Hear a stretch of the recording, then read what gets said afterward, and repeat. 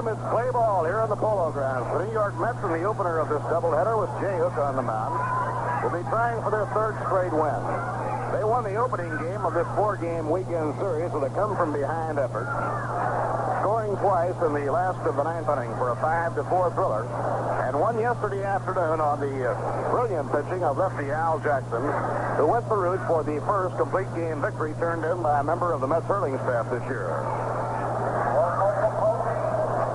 Jay Hook this year has made a start against Milwaukee. He lost to Warren Spahn 6-1, and made a start against Cincinnati and was beaten. So Jay has won none and lost two. Milwaukee has been a tough club for Jay Hook during his career. His lifetime record against the Braves, he has won 3, but lost 11. Pitching for Milwaukee will be Tony Cloninger, a 23-year-old fireballing right-hander from Iron Station, North Carolina. And when you watch him pitch, the way he throws, you think of iron because he has the strength and throws as hard probably as any right-hander in the National League. Cloninger has made only one appearance this year. That was in relief. He won 8 and lost 3. And against the Mets last year, Cloninger won 2 while losing 1. Now the leadoff hitter of the game, Ty Klein, left-handed batting center fielder, is in against right-hander Jay Hook, as Jay bids for his initial win of the year. Once again, a tough day for the pitchers. The wind a factor in the game and blowing from right across toward left. Now Jay into his windup. Here's the opening pitch of the day. A little bit high. 1 ball and no strikes. Veteran Tom Gorman, the crew chief of this good umpiring team behind the plate. Big Stan Landis calling the plays around first. Ed Sudol umpiring second. And Al Foreman is at third. Right in there, a called strike. 1 ball, 1 strike. Following today's doubleheader, the Mets will be on the road for a week. They wind up their trip in Pittsburgh next Sunday afternoon. Dixie Walker coaching at first. JoJo White at third. Down around the knees inside. Ball 2-1 now on Ty Klein. Ty Klein acquired by the Braves from the Cleveland Indians. Braves have a close tie with Cleveland since Bertie Tebbetts is now managing the Cleveland Ball Club.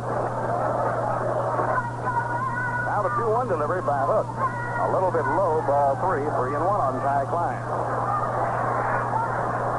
Ty hitting at 205 on 9 for 44 in the early going of the National League campaign. Now Hook behind on the count. Charlie Neal in close at third. That's over. Strike 2 called. He was taken. And we have a full count, 3-2. Klein is a slender left-hand hitter with a lot of running speed. Likes to get those leg hits on the left side of the diamond. Likes to bunt, and Neal has to play him in close at third. But now with the count 2 strikes, he drops back. 3-2 delivery, straight 3 call.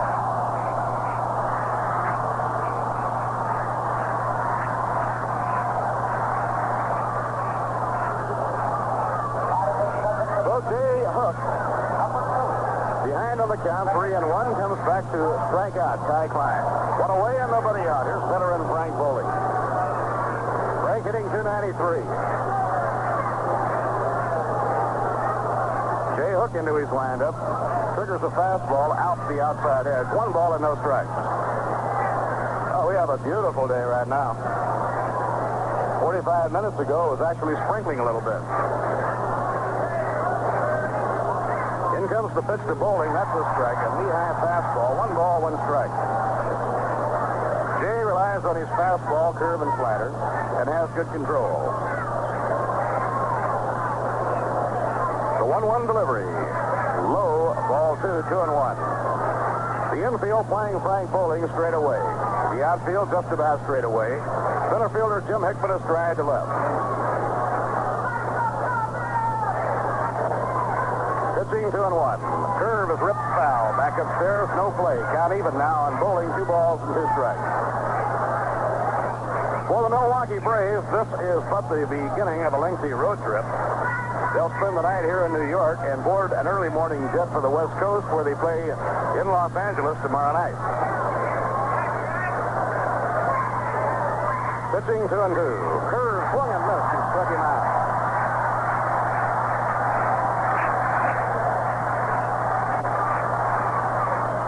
That was the beauty of the curveball that Jay Hook broke off to fan Frank Bowling. 2 outs and nobody out. Here's Henry Aaron. Henry hitting at .333.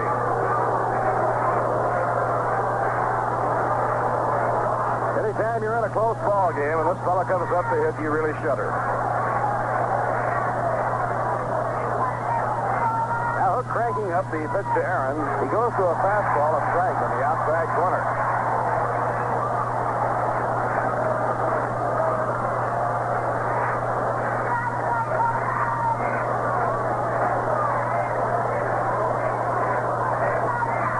Jim Hickman is stride toward left center against power-hitting Henry Aaron. The pitch thrown by Jay Hook. A little bit inside. He started to go, and then he held up, and the count is even 1 ball and 1 strike. Henry, a lifetime 315 hitter. And last year he hit .323. Only twice in his career has he been under 300. Breaking ball outside and low, 2 balls and a strike. Has an even 300 homers. He's hit 2 this year, 1 against the Mets in Milwaukee and 1 here in the Polo grounds in the opening game of this series. Last year was his best for home runs. He hit 45. Swing and a miss. 2-2 now on Hank Aaron.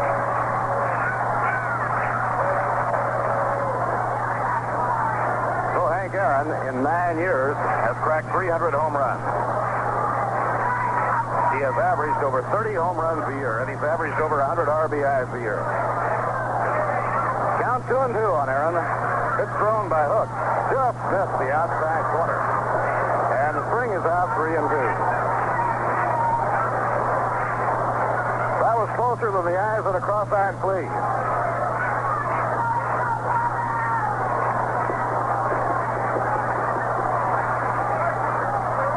Now Choo-Choo setting up the mitt. 3-2 delivery. A foul ball hit back toward the screen. Choo-Choo whirls, but he has no play. And Hook goes 3-2 on Aaron once again. The Mets are set up defensively with Eddie Cranepool at first, Ron Hunt at second, Al Moran at short, and Charlie Neal at third. The outfield has Frank Thomas in left, Jim Hickman in center, Duke Snyder is in right. Jay Hook on the mound, and Choo-Choo Coleman behind the plate. Aaron contailing that bat around, now cocks it off the right shoulder. The 3-2 pitch. Foul tipped off the mask. Tom Gorman, and the count again goes 3-2.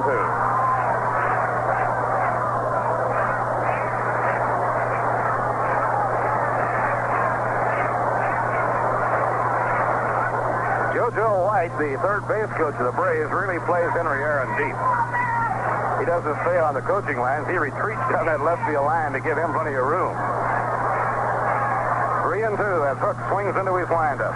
Now the pitch. A high fly ball that is going, gone. A home run for Hank Aaron.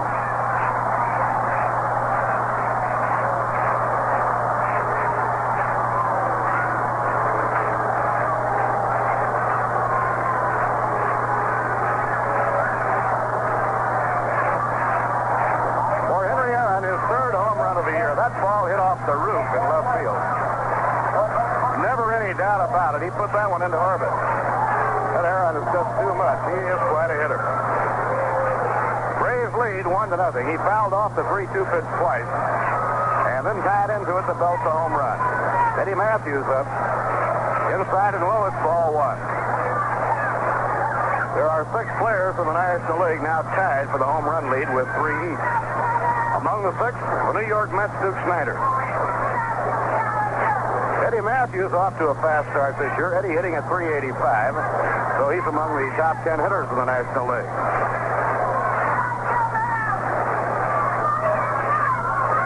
Right now, the Phillies' Don Demeter leads the league in hitting.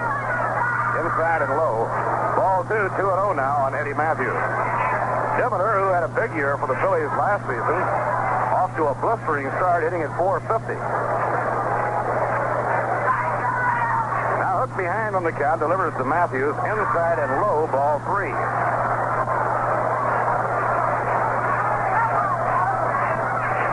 Eddie Matthews and Henry Aaron combined have accounted for 701 home runs. Matthews has hit 400, Henry Aaron has hit 301. 3-2 3-0 delivery. He takes all the way, and it's over for a call strike, 3-1. Matthews only 31 years old and already with 400 homers.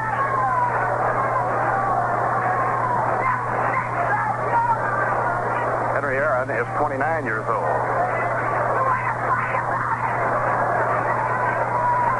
Now it's 3-1 on Eddie Matthews. A line drive hit foul, no play. That ball goes into the seats down the right field line. And we have a full count, 3-2.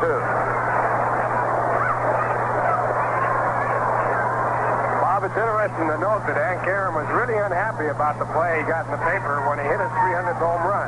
It was just one little line squib, and he said, that isn't right. Well, I agree with him because it's not every ball player that hits 300 homers. Foul back by Eddie. Full count, 3-2.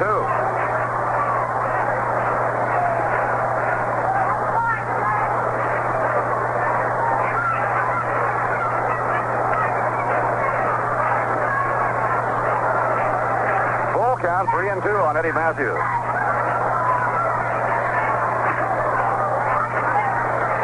Now Hook into his windup. Down comes the pitch. Fastball over, strike 3 call. Jay struck out the side. He was behind on Matthews, 3-0, and comes back to strike him out. 1 run, 1 hit, the home run by Henry Aaron. No errors and none left on. The score in the middle of the first inning, the Braves won, and the New York Mets coming to bat. My beer is Rheingold, the dry beer. Think of Rheingold whenever you buy beer. It's not bitter, it's not sweet. It's a dry flavored treat. Won't you try? Extra dry Rheingold beer.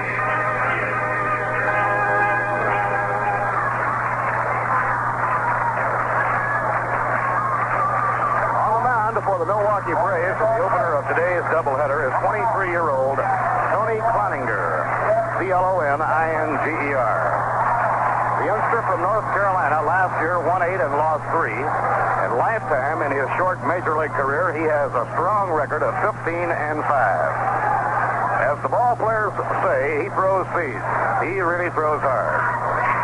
Now Jim Hickman is up against Cloninger. Down comes the pitch. He misses inside. 1 ball and no strikes. You know, talking about the combined home run hitting power of Eddie Matthews and Henry Aaron, combined they've hit 701. Combine the totals of Gil Hodges and Duke Snider, and it's 762. Here's the pitch on the way. That's over for a call strike. 1 ball and 1 strike. Then to Hodges and Snider add the 257 hit by Frank Thomas. That trio of New York Mets has accounted for over 1,000 home runs. 1,019. The 1-1 delivery. Breaking ball outside and low. 2-1 now on Jim Hickman.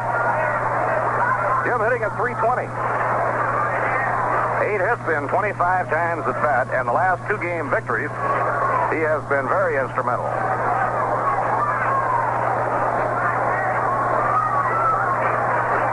Day before yesterday, Jim had a double and a triple.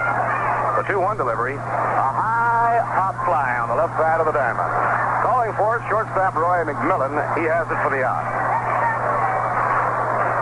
1 away and nobody on. Coming on to hit now will be Ron Hunt. Well, in this series, young Ron Hunt has really been haunting his former organization, the Milwaukee Braves.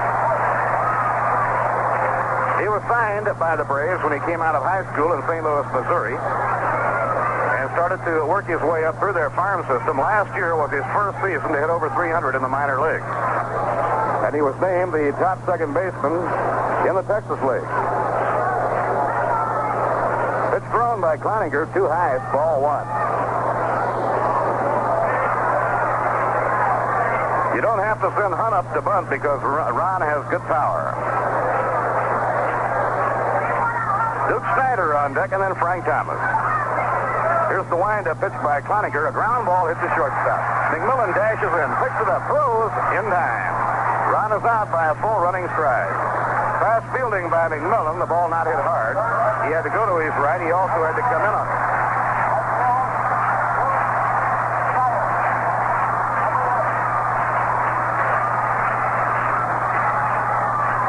Now Duke Snider is up. Duke started the year with 298 home runs. checked that. 390 and has already hit 3, so he's only 7 away from that 400 mark. Too high, it's ball 1. I don't know what we were thinking.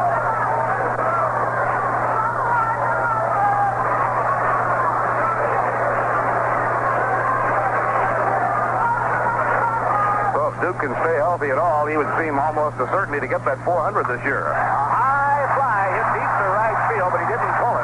Aaron backing up by the bullpen is under it, and he makes the catch. Had that ball been pulled, it was easily a home run, but it was hit to right center.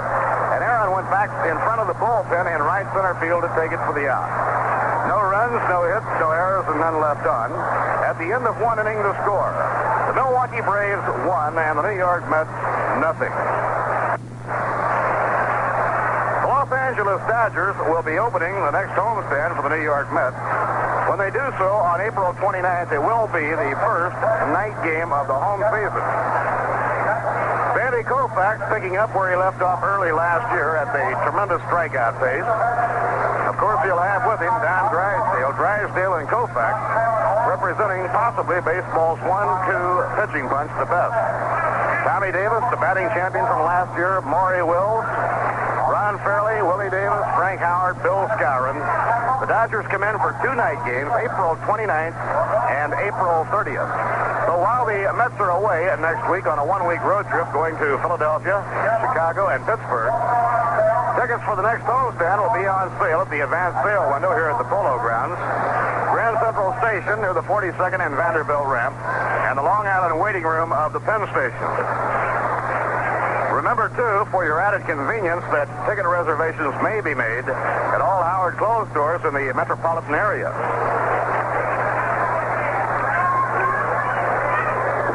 This is kind of a funny day. First it was cloudy and sprinkled a little bit. Then the skies broke and it was clear, and now it's cloudy again. Now Norm Larker comes up against Jay Hook in the top half of the second. Real good crowd at the Polo Grounds today for this first doubleheader of the home season.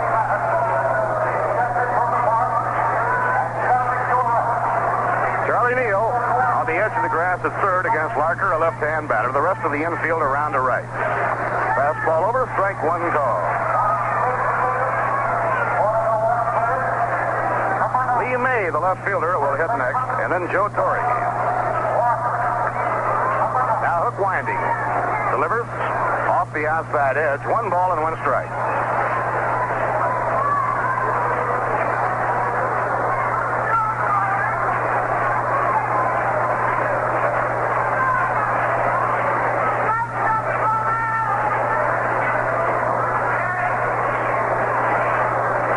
Norm Larker, line drive hitter.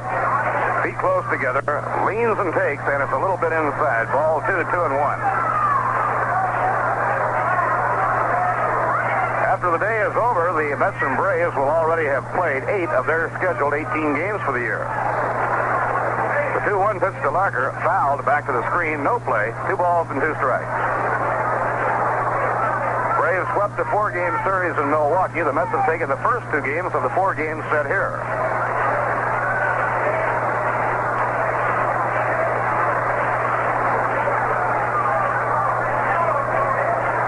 Now Jay Hook. Into his windup, delivers an off-speed pitch that misses, ball 3, a full count, 3-2.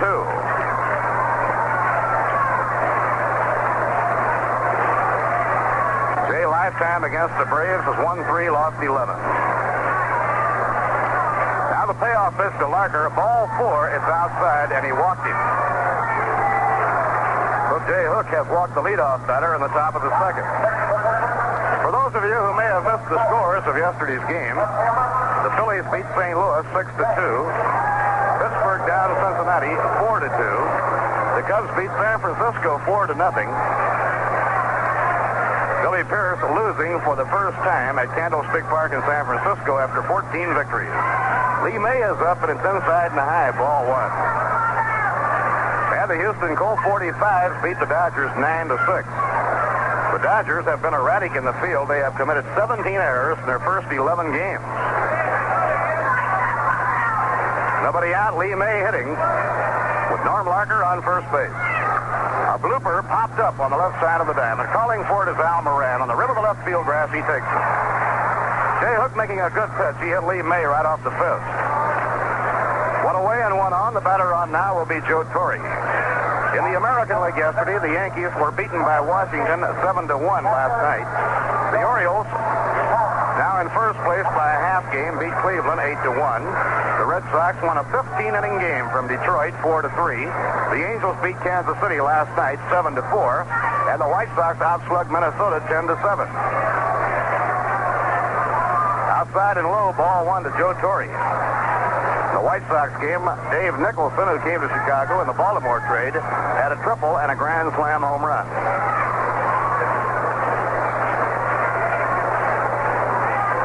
Mets have the infield looking for the double play. Torre, strong right-hand batter.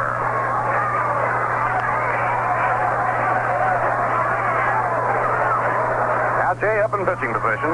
Delivers. And the ball is popped foul down the right field line, headed toward the crowd. Eddie Cranepool has no play. So this one is in as a souvenir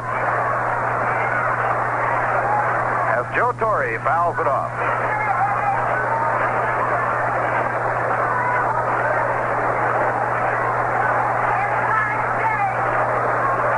A breeze really whipping across the field from right toward left. Braves in front 1-0 on a home run by Henry Aaron. For Aaron, his third of the year. He hit 9 against the Mets last year, and he has 3 this year.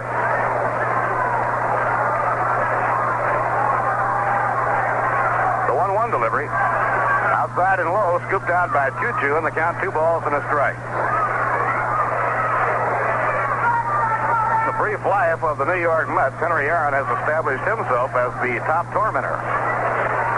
Another real tormentor has been Don Demeter, now leading the National League in batting, of the Philadelphia Phils.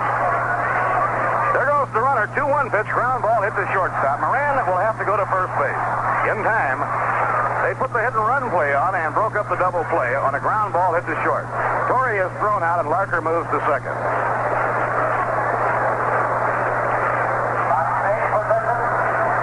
Now there are 2 away. Norm Larker is on second, and the hitter is the shortstop, Roy McMillan.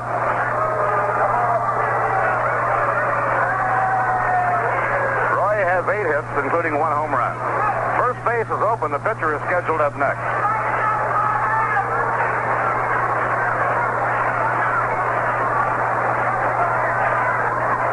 Now Jay up in pitching position.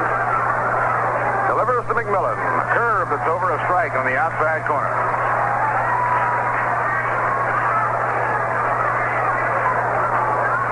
Jay would like to get Roy McMillan to have that pitcher leading off in the next inning. Not many things a pitcher would rather do than to have the opposing pitcher leading off an inning.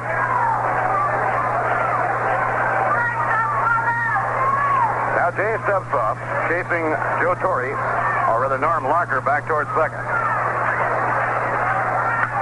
A fly ball to center field, fairly deep. Back goes Jim Hickman. Now he's under it. Makes the catch to side his out. No runs, no hits, no errors, 1 left on. At the end of an inning and a half, the score, the Braves 1 and the Mets 0. Enjoy a glass along with the game. Now before Frank Thomas leads off in the home second, we'll pause for station identification. This is WGY 810 on your radio dial, Schenectady.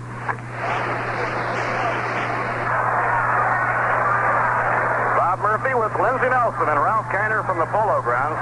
The Mets trail the Braves 1-0 as they face Tony Cleninger in the last half of the second inning. Frank Thomas leading off against Cleninger. Broken bat, line drive, base hit, going to left field beyond the reach of Roy McMillan. Thomas takes the turn and he's on.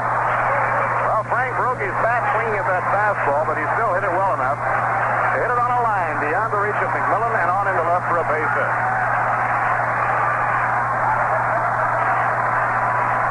Now Eddie Cranepool is coming up. Eddie hitting .263 on 5 for 19, including his first Major League home run.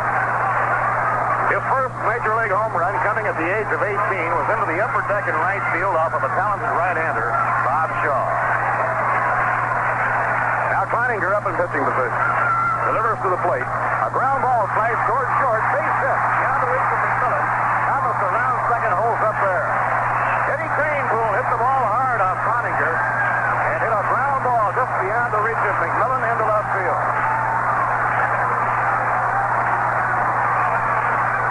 Now the Mets have something going. Runners at first and second, nobody out. And Choo-Choo Coleman coming on.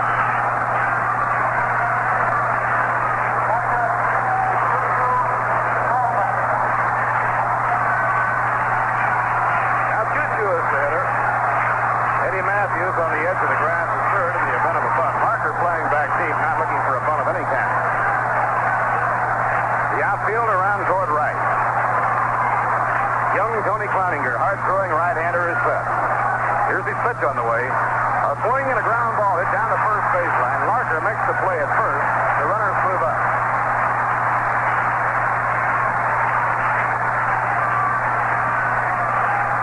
Mets are up there hitting that first pitch against Tony Kleininger. Choo-Choo Coleman grounding out to Norm Larker, but it moves the runners along to second and third. Now the hitter is Charlie Neal. Charlie trying to fight his way out of an early season batting slump. Has been held to 4 hits in 34 times at bat. So there's nothing Charlie would rather do than break out right here against Tony Kleininger. Thomas on third and Cranepool on second. Up, pitched by Kleininger. A check swing and a foul ball. Charlie didn't mean to hit that when he was trying to get out of the way of it.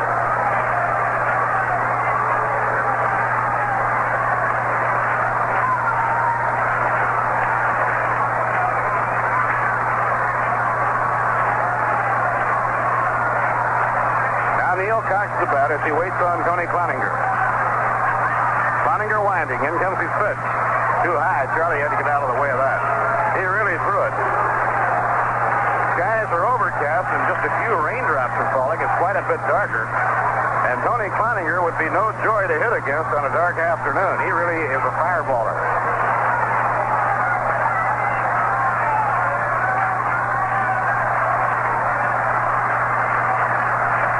Now the windup, pitch to Neal. Swing and a miss. 1 ball and 2 strikes. One away. Mets trailing 1-0. Last half of the second. New York with Thomas on third and Cranepool on second. Frank hit a line drive to left for a hit, and Eddie Cranepool flashed a ground single to left field. Joe Torre crouched behind the plate, standing for the next pitch. Kleininger holds the ball in front of him. Goes over the head. Down comes the arm. Breaking ball off the outside corner. And it's 2-2 on Charlie Neal. Sally Hemus tucking it up on the coaching lines at first. Cookie Lamachetto patrolling the lines at third.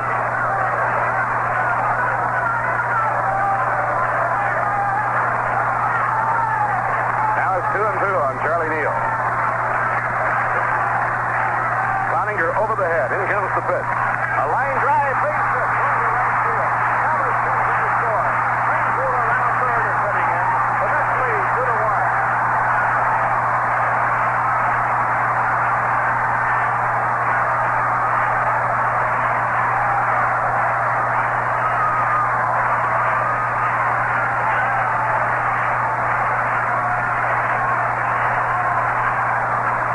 Charlie Neal with a right field single. He drilled the ball hard through the hole, sends 2 runs over the plate. And the Mets lead 2-1. That brings up Al Moran.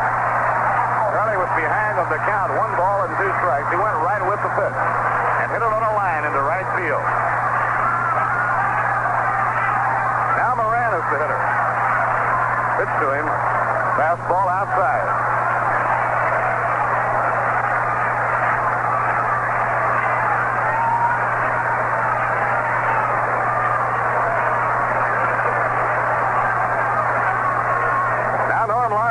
Against base runner Charlie Neal.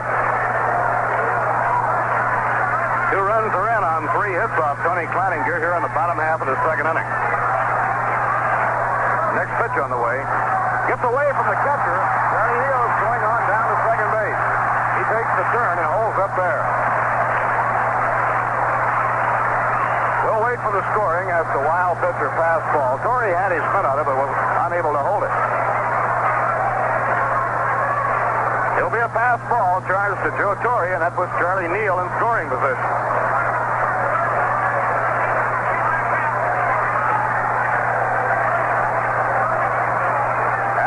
Hitting with a count of 2-0. Jay Hook is out on the on-deck circle.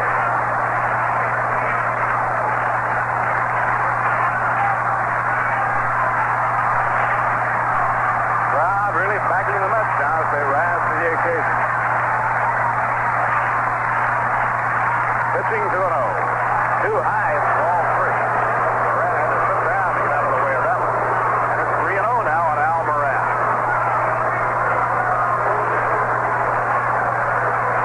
2 hits and 17 times up. He got a base hit in the game yesterday.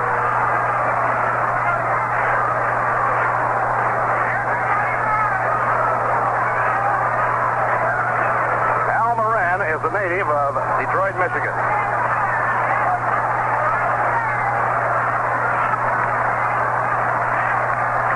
Now Kleininger with a 3-0 count. The young right-hander eyes the runner Charlie Neal, then pitches. Fastball over, a call strike, 3-1. Moran was looking all the way on that one. Right at the start of the game, the lights were turned on due to the overcast, but then the sun broke through and they were turned off. Now it is overcast once again and fairly dark.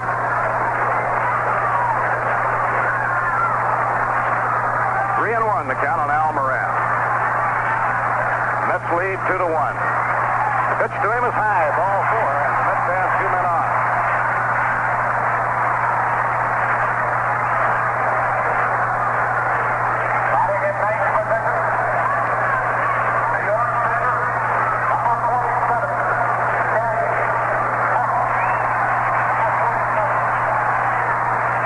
Jay Hook coming on to bat, his first time up. Frank Thomas got the New York Mets going with a single to left field. Eddie Cranepool hit a ground single to left. Coleman moved the runners up when he grounded out to the first baseman Larker. Neal singled to right field, scoring both Thomas and Cranepool. Moran has walked. Neal had gone to second on a fastball.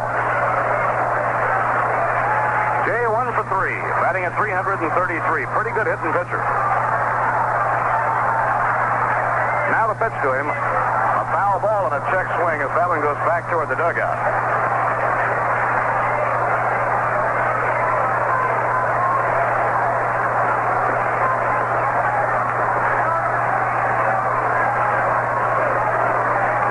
Bobby Bragan has sent the sign to the Milwaukee bullpen for left-hander Denny LeMaster to warm up. Next pitch to Hook. Is a hook that's inside. 1 ball, 1 strike.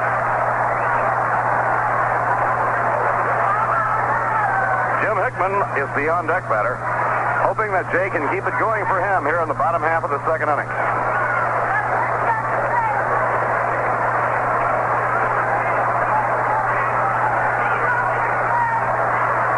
Jay steps out of the batter's box for a moment, and he wants to talk to Sally Hemus. Well, we hope you've got plenty of Rheingold Extra Dry on hand to add to your enjoyment of the baseball and the weekend. Why not open up or order up a cold glass of Rheingold Extra Dry? It's beer as beer should taste.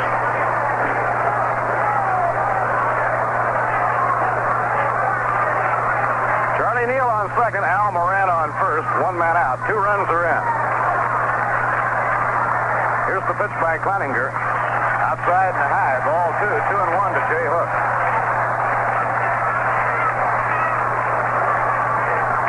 Eddie Matthews calls time now, and he'll walk to the mound to try and settle down Tony Kleininger. Kleininger retired the side in order in the first, though Snyder, the third man up, hit a long fly out by the bullpen in right center that Aaron caught.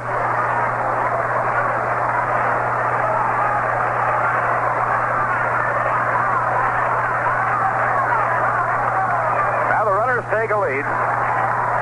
The 2-1 delivery. Inside and low, it's ball 3. Now we have a 3-1 count on Jay Hook. Tony Cloninger is one pitch away from loading the bases for Jim Hickman. And that brings Bobby Bregan bouncing up the dugout steps and on his way to the mound.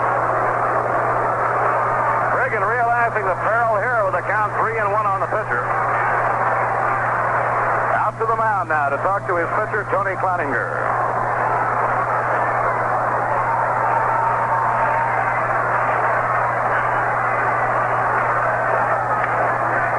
Lavagetto takes the opportunity to leave the lines at third and come and talk to Casey Stengel.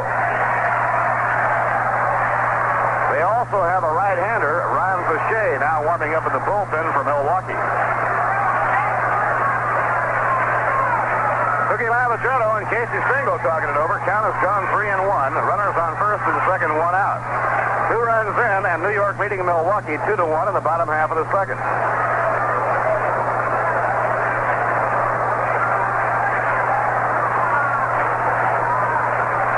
Set to go back to the action. The count 3-1 on Jay Hook. Here's Cloninger into his stretch. He makes the stop. And the pitch on the way. Strike called. A fastball over 3-2. The Mets had Jay Hook taking on that one. They'd like nothing better than for him to coax the walk to load him up for Jim Hickman.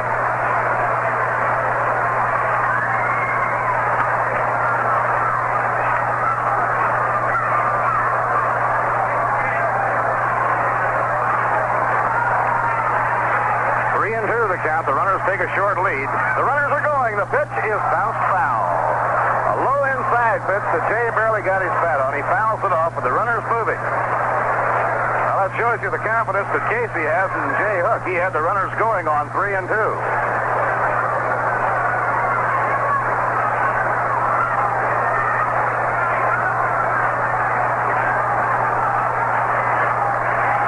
Now let's keep an eye on the runners. Charlie Neal at second, Al Moran at first. They hold up. The pitch. Ball 4. The bases are loaded.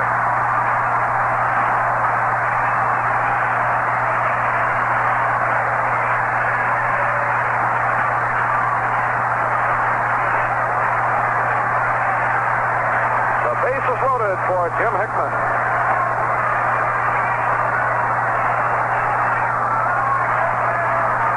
Tony Cloninger, after giving up a run on 3 hits. Suddenly had the plate start to move around on him and now has walked Al Moran and Jay Hook. Number 8 and 9 men in the batting order. The bases are loaded. And the leadoff batter, Jim Hickman, is the 7th man up in the inning.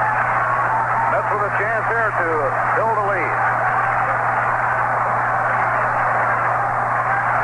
Now Cloninger will use the full windup. Here's his pitch. Swing and a miss, strike 1.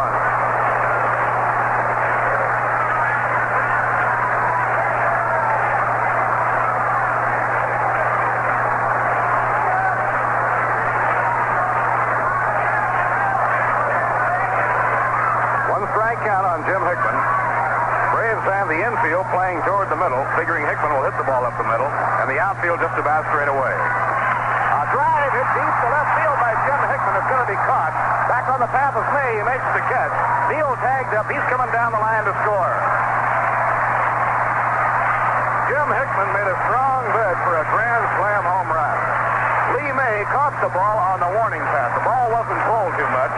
It was over toward left center, and May went back on the warning track to get it. Now the Mets have 3 runs in and lead 3-1. The run batted in for Jim Hickman. His 5th, he leads the New York Mets in RBI. Now Ron Hunt is up with 2 down, runners on first and second.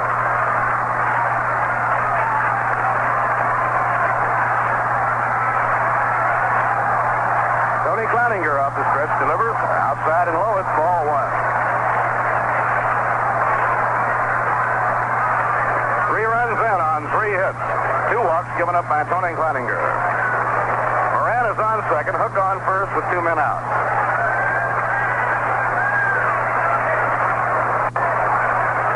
Now Cloninger up in pitching position. Delivers to Hunt. He holds up, and the pitch is over. He had him tied up with that one. 1 ball, 1 strike.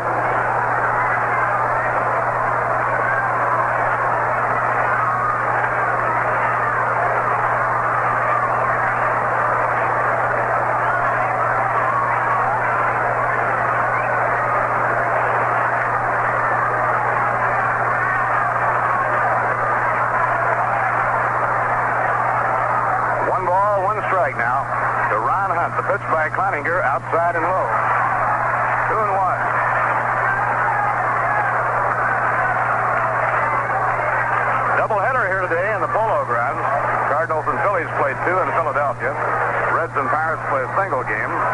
Houston and the Dodgers will play a doubleheader on the West Coast. The Cubs and Giants play 2 on the West Coast. It's 2-1 now to Ron Hunt. The pitch by Cloninger is outside and low, ball 3. And now Cloninger is 1 pitch away from loading the bases for Duke Snyder. So he has a big pitch to make right here with a count of 3-1.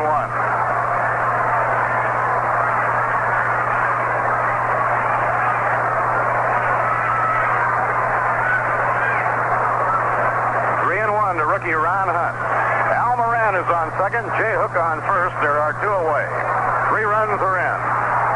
Waiting for the pitch. Here it is. Ball 4. That loads him up for Duke Snyder.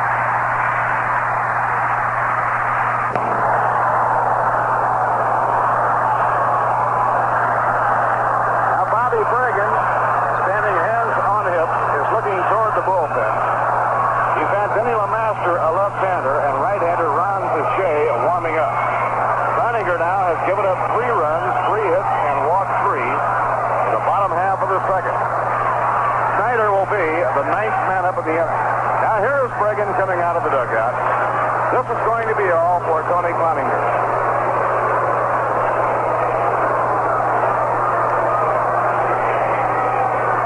Left-hander Denny LeMaster is being brought in now.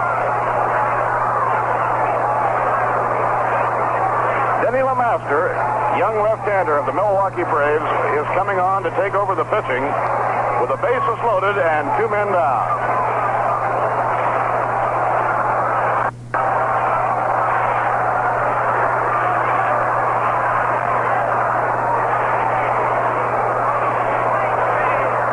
While the pitching change is being made, let's check the scores of the other ball games.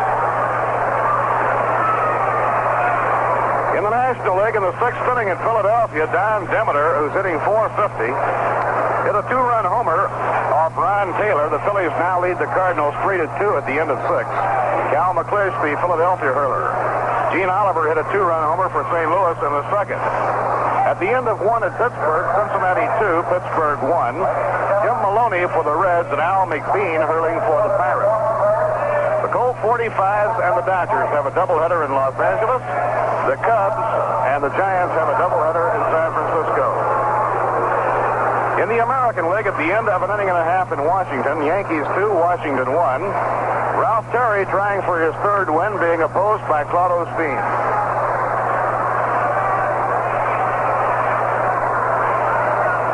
At the end of 2 and a half, Detroit nothing, Red Sox nothing. Hank Aguirre against Bill Monbouquet. The Red Sox have taken the first 3 games of that series. Cleveland failed to score in the first. Sam McDowell has been replaced by Jim Perry in the last of the 1st inning in Baltimore. Steve Barber is on the mound for the Baltimore Orioles. The Birds now of Billy Hitchcock are occupying the top rung in the American League. They're underway in Comiskey Park, Chicago. The Twins did not score off Eddie Fisher in the first. Rowland pitching for Minnesota. Otherwise, in the American League, it'll be Los Angeles playing later at Kansas City. This will be the 5th appearance for Denny LeMaster. 4 previous outings, he's worked only 3 2/3 innings, giving up 3 earned runs. Well, here we go. Duke Snyder batting with the bases loaded, 2 men down. Mets lead the Braves 3-1. We're in the bottom half of the 2nd inning. Last year with the Braves, Denny LeMaster won 3 and lost 4. 6'1", 185-pound southpaw from Corona, California. He's into his windup. The pitch to Snyder, and the ball is popped up near the mound. Who's going to get it? Calling for it is the pitcher. They bump together, but the ball is held on to by Denny LeMaster. Matthews and LeMaster went together, but they held on to it. You don't often see the pitcher take the ball, but Denny LeMaster figured no one else was going to do it. He'd have to grab it, and he did. So he gets out of the jam on 1 pitch. In the 2nd inning, 3 runs, 3 hits, no errors, 3 left on. At the end of 2 innings, the score, it's the New York Mets 3 and the Milwaukee Braves 1. New York 39, New York.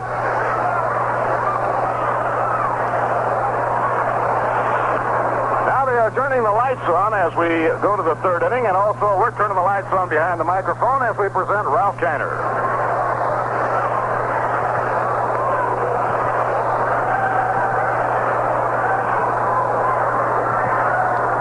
Thank you, Bob. On the mound is Jay Hook taking his warm-up pitches. He had a long wait while the Mets batted around.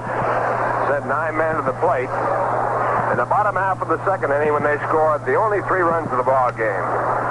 Jay will work to the pitcher's position. The Baltimore Orioles. The Birds now of Billy Hitchcock are occupying the top rung in the American League.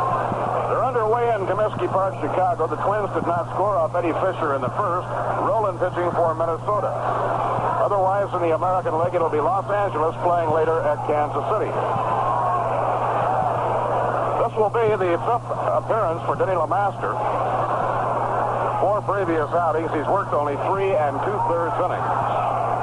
Given up 3 earned runs. Well, here we go. Duke Snyder batting with the bases loaded. 2 men down. Mets lead the Braves 3-1. We're in the bottom half of the second inning. Last year with the Braves, Denny LeMaster won 3 and lost 4. 6'1", 185-pound southpaw from Corona, California. He's into his windup. The pitch to Snyder. And the ball is popped up near the mound. Who's going to get it? Calling for it is the pitcher. They bump together, but the ball is held on to by Denny LeMaster. Matthews and LeMaster went together, but they held on to it. You don't often see the pitcher take the ball, but Denny LeMaster figured no one else was going to do it. He'd have to grab it, and he did. So he gets out of the jam on 1 pitch. In the second inning, 3 runs, 3 hits, no errors, 3 left on. At the end of 2 innings to score, it's the New York Mets 3 and the Milwaukee Braves 1. Now they are turning the lights on as we go to the third inning, and also we're turning the lights on behind the microphone as we present Ralph Kiner.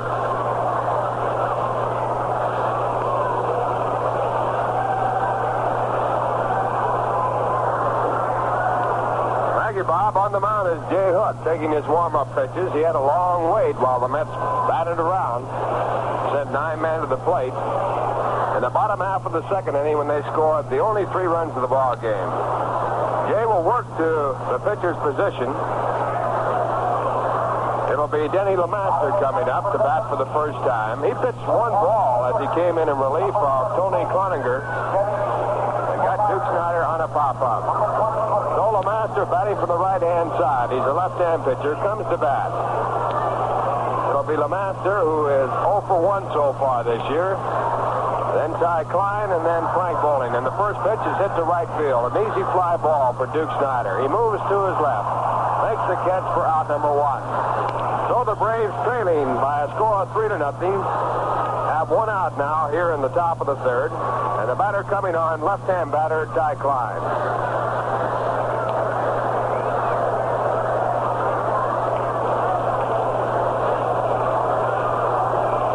Called out on strikes in the first inning. 1 of 3 struck out by Jay Hook. Jay, in striking out the side, had a home run by Hank Aaron sandwiched in between his second and third strikeouts. The score 3-1 in favor of the New York Mets. And the first pitch by Jay to the left-hand batter is a strike call, a fastball through.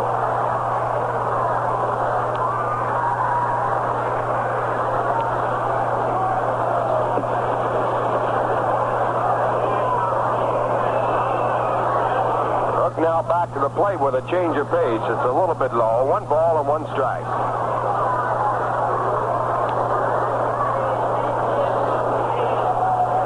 Now Hook asks for time as a new ball is put in play. Tom Gorman, home plate umpire, former Major League pitcher. And here's the 1-1 pitch to Klein. He checks in time. 2 balls and 1 strike.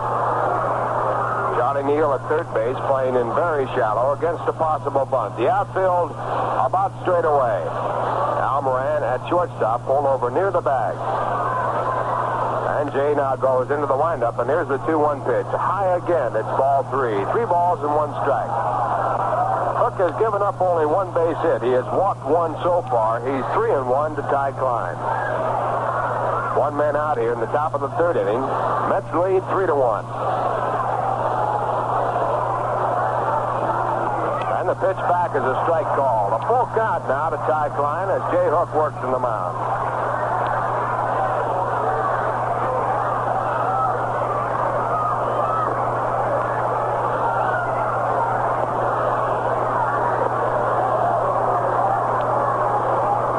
Klein back in the batter's box, and here's the 3-2 pitch. Fastball hit the center field, a base hit.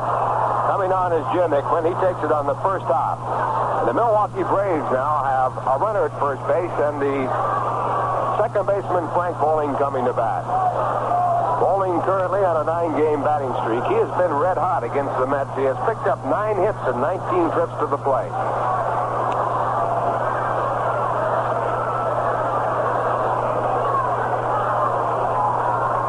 Jay Hook shaking no on the first sign from 2-2 Coleman. He struck Bowling out in the first inning.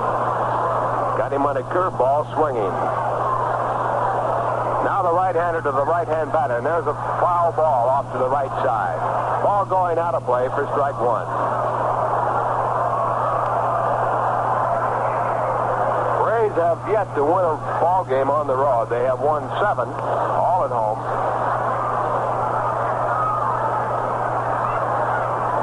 They had a current 7-game winning streak going when they came in against the Mets. There's a throw to first base. Frame Poole late with the tag.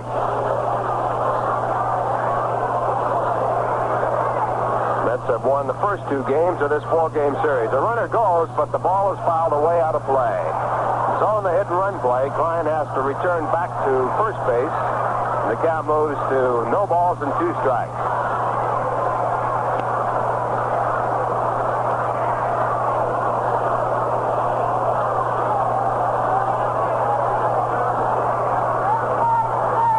Deck batter is Hank Aaron. He has scored the only run of the game for the Braves against Jay Hook. That came in a long home run.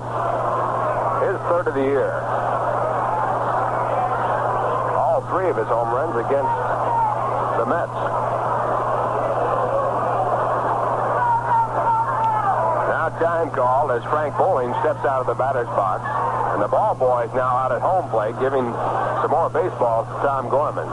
He almost got caught in the play. There's a throw to first base. Tag is late. Ty Klein there, back safely.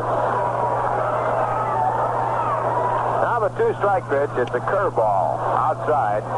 1 ball and 2 strikes.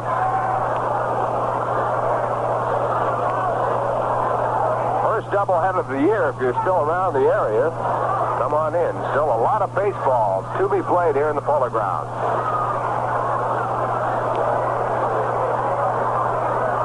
Here's the pitch to the plate. A ground ball hit back to Hook. A good play. He goes to the second baseman covering at second. To first base in time.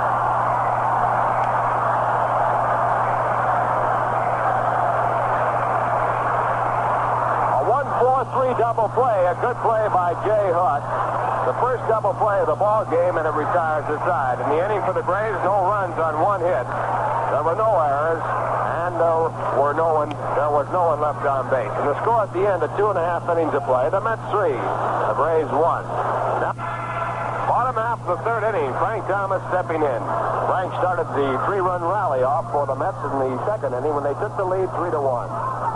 And the first pitch to Frank Thomas by Denny LeMaster is a fastball low for ball 1. Frank had a broken bat base hit to left field to start off the rally. He scored the first run of the game for the Mets. The base hit by Frank is 4th of the year. Here's the pitch back to the right-hand batter. It's low again, ball 2. 2 balls, no strikes. Tony Cloninger was the starting pitcher for the Braves. He officially went 1 2/3 innings. He was charged with the 3 runs scored by the Mets. He gave up 3 hits. He walked 3. He worked the first inning 1, 2, 3, and then pitched to 8 men in the 2nd inning. There's a foul ball by Frank Thomas. Out of play. And the count moves to 2 balls and 1 strike. Frank looking for his first 1963 home run. He had 34 last year to lead all New York players.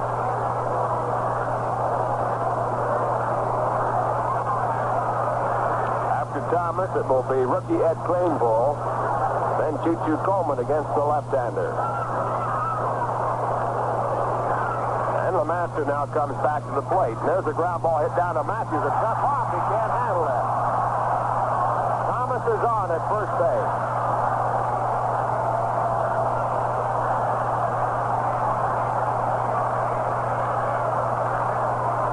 So, as he did in the second inning, Frank Thomas leads off by getting on. It's charged in there to Eddie Matthews. That was a real tough hop. Matthews got the hard ground ball on the half hop. He flinched as it came off the dirt. Couldn't get a hold of the handle and missed it. So the Mets now have Ed Kranepool coming up. Thomas at first base, and the first pitch to Kranepool is swung on a miss for strike one.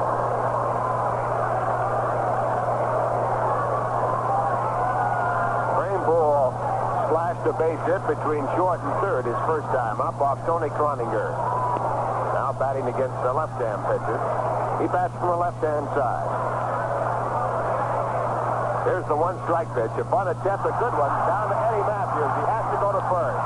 The throw is just in time. And moving down to second base on the sacrifice bunt is Frank Thomas. So Eddie Kranepool, a perfect sacrifice bunt.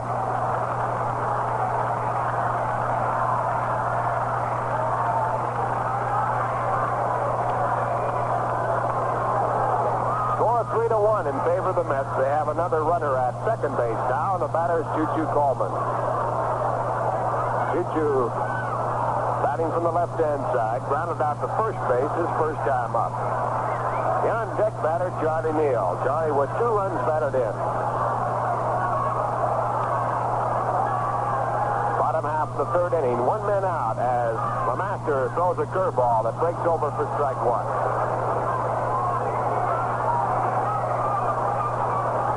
Wind blowing in strongly from right field.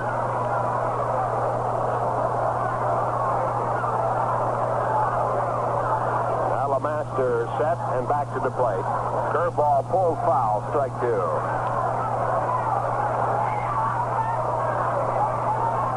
LeMaster, after pitching at Louisville and compiling a 10-4 record last year, was called up to the Milwaukee Braves. He had a 3-4 record with a 3.00 earned run average.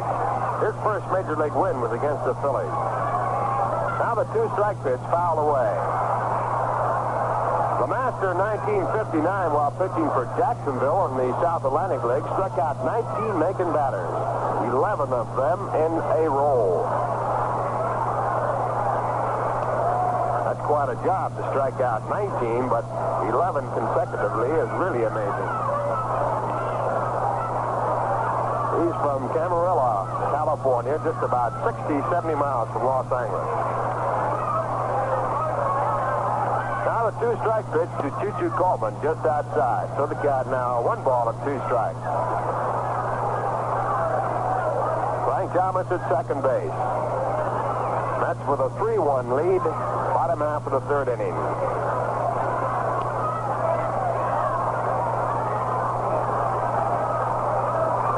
Back on top and back to the plate. Curveball bouncing in the dirt. Dug out by Joe Torre. And that moves the count to 2 balls and 2 strikes.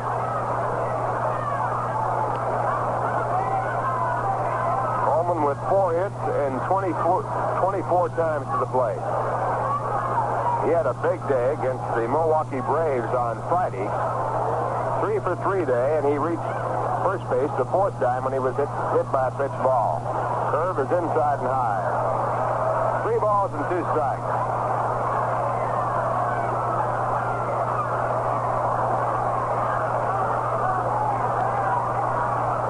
Full count to Choo-Choo Coleman, the on-deck batter Johnny Neal, Frank Thomas at second base.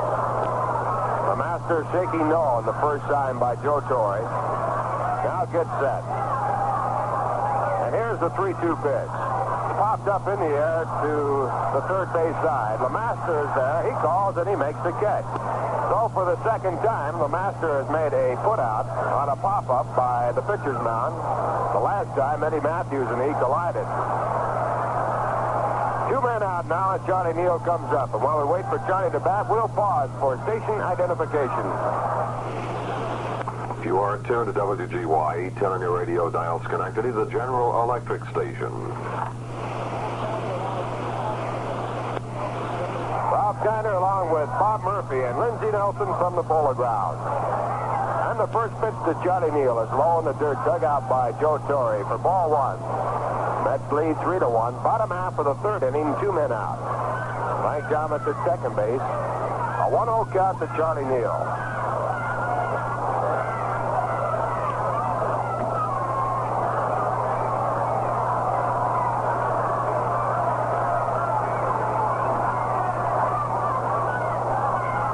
LeMaster into the stretch and back to the plate.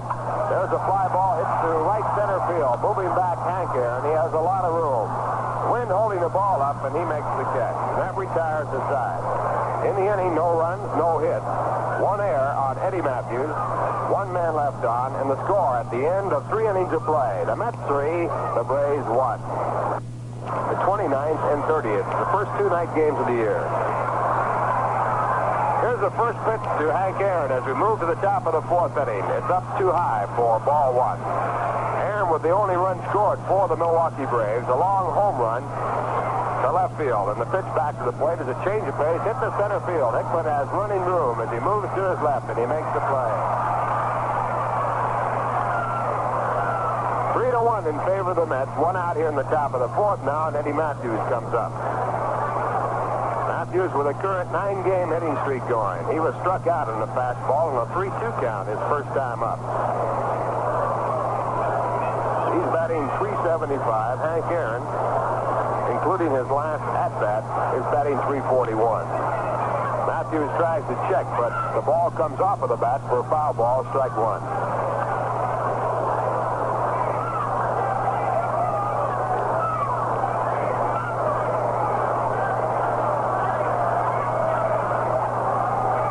There's a change of pace, a big swing and a miss, strike 2.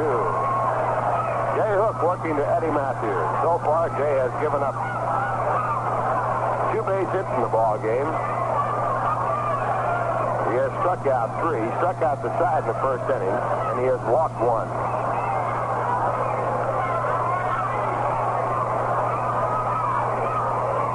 Now the right-hander into the windup, and the 2-strike pitch. Just outside, ball 1. Jay Hook looking for his first win of the 1963 season. He is 0-2.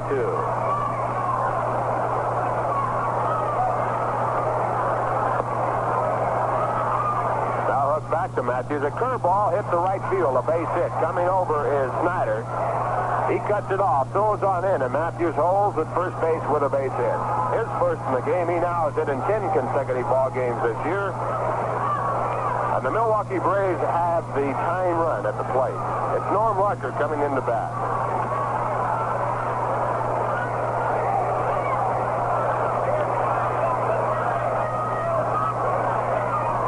Larker walked his first time up. He has 5 hits and 19 times up this year. And the left-hand batter looks at a pitch too low for ball 1. Hits all even now, 3 apiece. The Mets lead in runs by 2.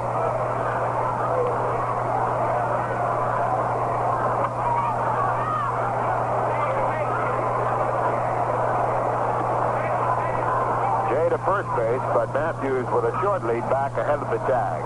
Eddie Kranepool playing first base. Ron Hunt in second. Al Moran at short, and Charlie Neal at third. There's a quick throw again to first, but again Matthews with a short lead gets back easily. Outfield, Frank Thomas, Jim Hickman, and Duke Snyder. Left to right. The catcher is Choo-Choo Coleman. The first game of 2. Now the pitch to the plate outside for ball 2. 2 balls and no strikes, Norm Larker. In the second game today, it's Lou Burdett scheduled for the Milwaukee Braves. He has won 2 and lost none so far this year. And going for the Mets, Galen Siscall. He pitched a fine game against Milwaukee in Milwaukee. He is 0-1. Again to first base, but Matthews back easily. Tomorrow night's game, we'll see Don Rowe on the mound as a starting pitcher for the first time for the Mets. That'll be against Philadelphia. Here's the pitch back to the plate. A high strike called by Tom Gorman. That was up in the new strike zone. Norm Larker talking to Gorman now.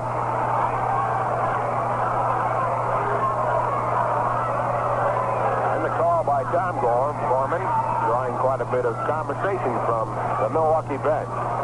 2 2 balls and 1 strike.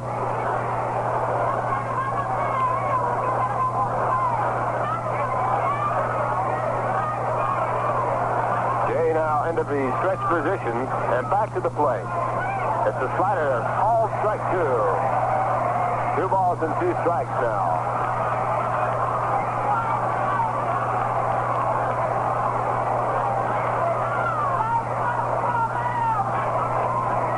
Eddie Matthews with a short lead at first base on all the previous pitches.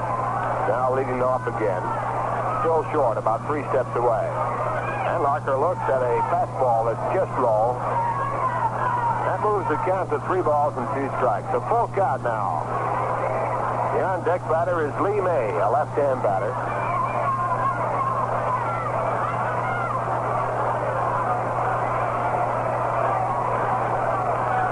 Now Matthews edging off. 1 man out. And he draws the throw again to first base. But again, he's back ahead of the tag. In fact, no tag by Eddie Kranepool. Again, 3-2. Again, to first base by Jay Hook. Matthews back. Jay Hook trying to keep Matthews close in case he might be running on the 3-2 count. Larker does not strike out much, so it's very good that he might be going here. The runner goes. There's a bouncy ball to first. Kranepool gets it. Throws to second. A good throw. Back to first. Jay Hook, who was covering, never got the ball as Kranepool took it in front of him. So Matthews is out at second base on the 4th play. A real good throw by Eddie Kranepool to pick him up. He was running on the 3-2 count. But as the throw came back from Al Moran, it was a good throw. Kranepool, who was in front of the bag, cut the ball off, and Jay Hook, who was on the bag with a chance to complete the double play, never got the ball. Kranepool evidently did not know that Jay was there covering from the pitcher's position. 2 men out now, exchanging at first base. Norm Larker for Eddie Matthews, and the batter is Lee May. The first pitch to May, bounce to first. Kranepool takes it, and he steps in the bag to retire the side.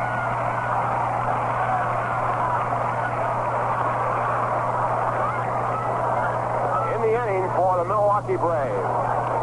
No runs on 1 hit, no errors, 1 man left, and the score at the end of 3.5 innings of play. The Mets 3, the Braves 1. It's the bottom half of the 4th inning. Mets coming up. They lead in the ball game 3-1. And against Milwaukee Brave pitcher Denny LeMaster, it will be Al Moran, Jay Hook, and Jim Hickman. And the first pitch by the left-hand pitcher, the fastball up around the letters. A big swing and a miss by Al Moran for strike 1. Al walked his first time up, so he has yet to be officially credited with an at-bat in this ball game. He has 2 hits and 17 times up. The walk coming off starting pitcher Tony Cloninger. He's the pitcher of record in this ball game, having given up all 3 runs scored by the Mets. There's a foul ball out of play, strike 2. Denny LeMaster came in the ball game with 2 men out in the 2nd inning, and the bases loaded. He got Duke Snyder in 1 pitch, and in the 3rd inning he worked to 4 men, retiring 3 of the 4, the other reaching on an error. Here's the 2-strike pitch, a curveball, a swing and a miss for strike 3. That's the first strikeout in the ball game for the Milwaukee Braves. And with 1 out now, Jay Hook comes to bat.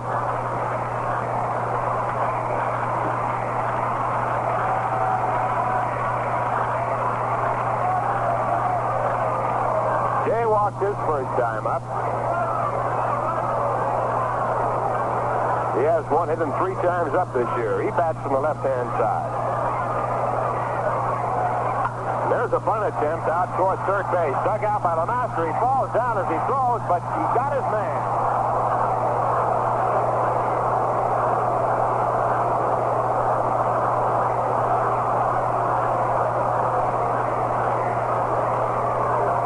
Denny LeMaster coming off the mound had to make the play. Eddie Matthews could not have made it in time. He came up with the ball as he went to throw. He slipped on the grass area, but still got the throw off, not with too much on it, but he got there in time for out number 2. Score 3-1 in favor of the Mets with Jim Hickman coming to bat. Jim had a long sacrifice fly to left field in the second inning to drive in the third Met run. He is 0 for 1 in the ball game. Say there's no time like the present, and what better way to use it than to pour yourself a tall, cold glass of Rheingold Extra Dry.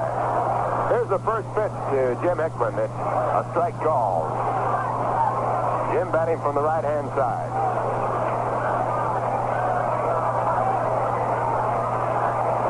Pitch back, a change of pace high.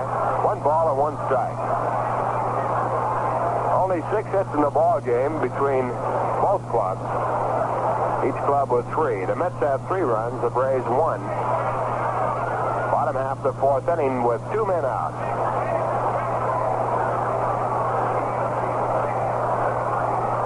Mets scored 3 runs in the second inning on 3 base hits. And 3 walks sandwiched in between.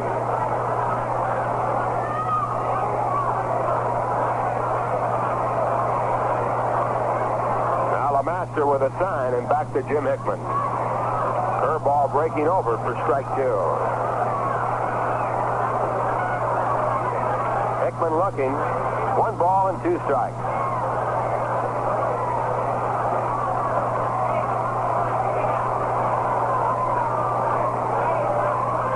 Now the windup and the next pitch to Jim. Fastball just missing outside. 2 balls and 2 strikes. 2-2-2. 2 balls, 2 strikes, 2 men out.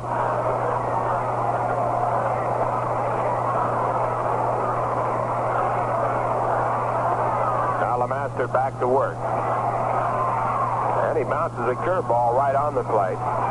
It's ball 3. A full count now to Jim. Hickman with 8 hits and 26 trips to the plate this year.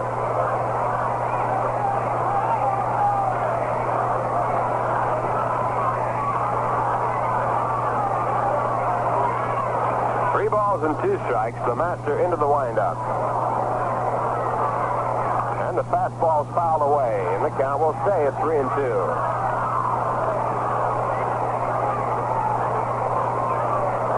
Hickman was very instrumental in the first Met victory this year against the Milwaukee Braves.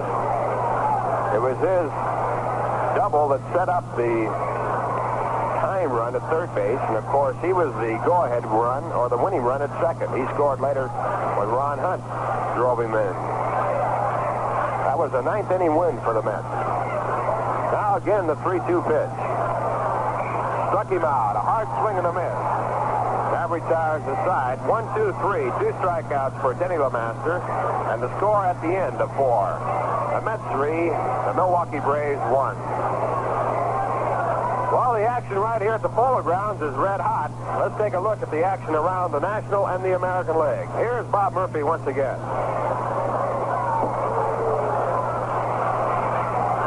Right here we go along to the 5th inning with Torrey hitting the first pitch on a line to Greenpool. 1 away.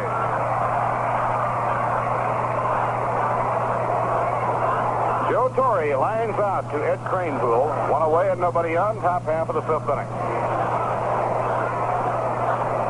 The hitter is Roy McMillan. New York 3 runs, 3 hits, and no errors. Milwaukee 1 run, 3 hits, and 1 error. The Mets punched their hits to get 3 runs and chased the starting pitcher, Tony Cloninger. Now hook out of his windup. Here's the pitch. Outside and low. 1 ball and no strikes on Roy McMillan. Roy hit a fly ball deep to center field his first time up.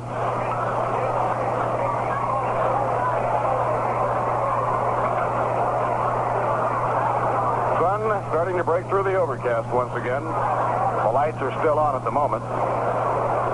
If you're in the neighborhood, we hope you're planning to join us. We've got a lot of baseball remaining right here in the Polo Grounds today. Outside and low. Ball 2, 2-0 now on Roy McMillan.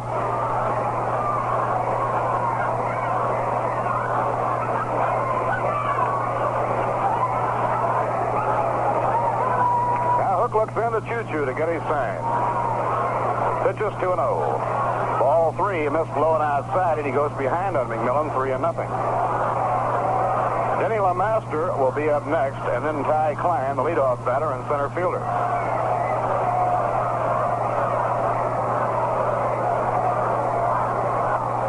That's over. Strike one call. Now they grab the telephone and communicate with the bullpen, indicating that Bregan might want to go to a hitter for LeMaster if McMillan gets on. Ron Pache, a right-hander, is up throwing again. 3-1 delivery. Curve is low, ball 4, and now let's watch and see if the Braves make a move. Mac Jones is over around the bat rack and is going to come on to hit for Denny LeMaster. The walk by Jay Hook, his second. He walked Norm Larker in the second inning. So Denny LeMaster, who was extremely effective in relief, is leaving the game now in favor of the pinch hitter. Mac Jones will bat for Denny LeMaster.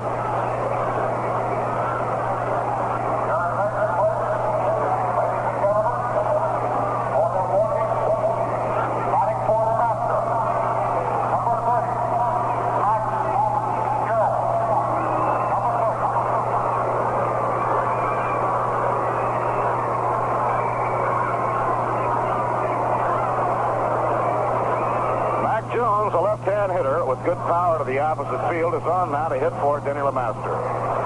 One away and one on. We're in the top half of the fifth inning. Here's the pitch by Hook. Curve is foul, back toward the crowd, and it's out of play. Mac Jones with 4 hits in 26 times at bat so far. He has started in about half the games played to date by the Braves. Mac Jones, Lee May, and Leonard Gabrielson battling for the spots in the outfield of the Milwaukee Braves.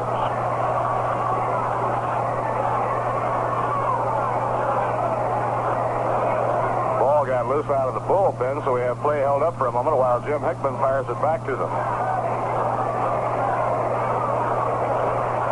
Now here's Hook off the stretch, and he decides to step off. Ron Pache will be coming on in relief. Outside and low, 1 ball, 1 strike. Pache worked 1 inning in the game yesterday and pitched very effectively. He retired the side in order in the 8th inning and struck out Norm Sherry and Al Moran.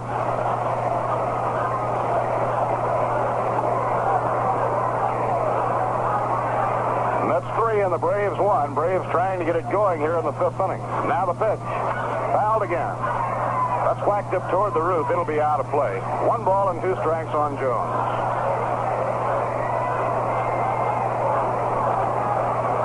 The center fielder, Ty Klein, is on deck, and then Frank Bowling. Braves scored their run on a home run in the 1st inning with 2 outs and nobody on by Henry Aaron.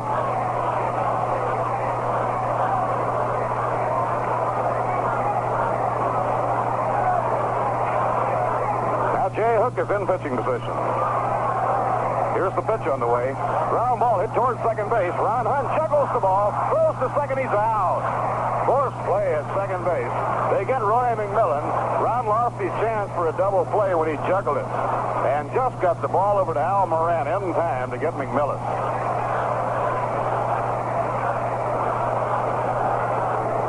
Now there are 2 away, and that brings up Ty Klein.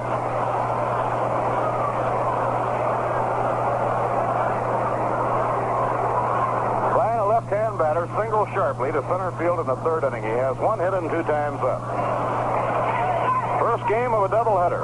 In the 2nd game, Lou Burdett against Galen Cisco. Now the pitch on the way, and he pops the ball up in foul ground outside 3rd. Neal scooting over toward the warning track. Charlie's under it. He has it. The side is out. No runs, no hits, no errors, 1 left on. So we've come halfway at the end of 4.5 innings to score. The New York Mets 3 and the Milwaukee Braves 1. Ron Pache is the new pitcher in the game now for the Milwaukee Braves. His 2nd appearance of the season. He relieved, worked 1 inning, the 8th inning in yesterday's game, won by the New York Mets 3-1. Ron Pache at Toronto last year won 9 and lost 4. With the Milwaukee Braves, he started the season. They gave him 5 straight starts. He won 3 of the 5 starts, complete ball games, did not figure in the other 2. He wound up with the Braves 3-2.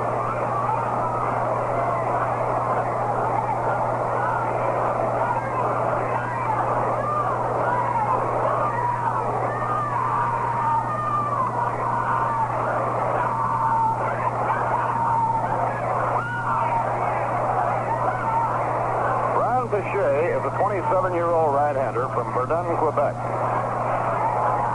Started out with the Milwaukee Brave organization in 1955. He looked good in his relief assignment yesterday. Denny LeMaster in 2 1/3 allowed no runs, no hits, walked none, and struck out 2. Ron Hunt is the leadoff batter in the home 5th inning against right-hander Ron Cachet. Here's the pitch. A breaking ball under the knees, 1 ball and no strikes. Shea is now the 3rd hurler used in the game by Bobby Bregan. Denny LeMaster pitched it very well, but left the game for a pinch batter with the Braves trailing by 2. Way inside, Ron had to jump back. 2 balls and no strikes. Ron 0 for 1 was thrown out by Roy McMillan in the 1st inning. He drew a walk in the 2nd. The Mets scored 3 runs on 3 hits in the 2nd inning in chasing Tony Cloninger. Charlie Neal singled to right, driving 2 runs in, and Jim Hickman dropped in a run. Ball strike in the outside corner, 2-1. Hickman drove a run in. He was up with the bases loaded. He made a strong bid for a grand slam. Hit a fly ball deep to left that Lee May caught back on the warning pad. Next pitch on the way. Fastball over, a call strike. 2-2 now on Hunt.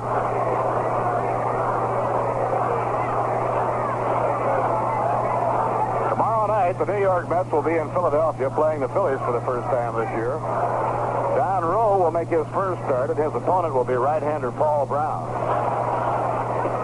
He holds up on the swing, and it breaks outside and low. A full count, 3-2.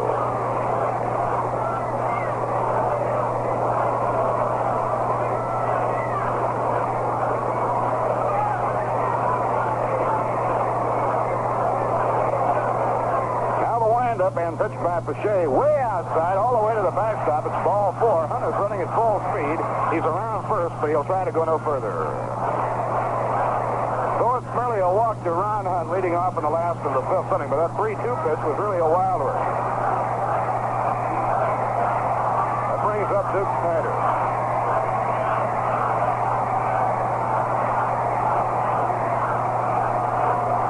Mrs. Charles Shipman Payson, the owner of the New York Mets, is here watching today's ball game. This has been quite a weekend for her. The Mets winning the first 2 games of this series, and her horse, No Robbery, winning the big race at Wood yesterday at Aqueduct. Now Snyder hitting. Duke is flied to right and popped up. Strike on the outside corner of the knee.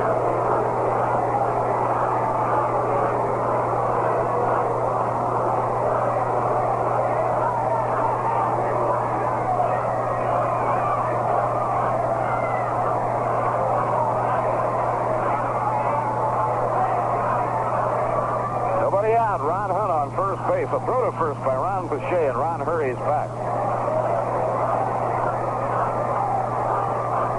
Snyder hitting with Thomas on deck.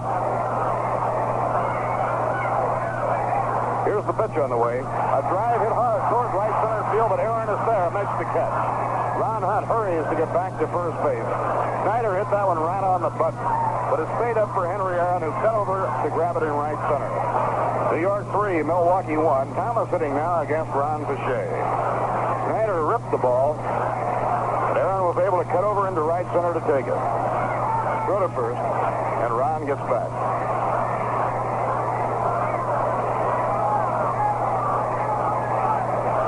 Ron Pache working in relief. Delivers to the plate, bounced foul off the end of the bat. No play, and the count strike 1 on Frank Thomas. Frank has been up twice and on base twice. He hit a line drive single to get the Mets going in the 2nd inning and reached safely on an error charge to Eddie Matthews in the 3rd inning. After Thomas singled in the 2nd, Eddie Cranepool slashed a ground single to left field. The runners moved up as Choo-Choo Coleman grounded out.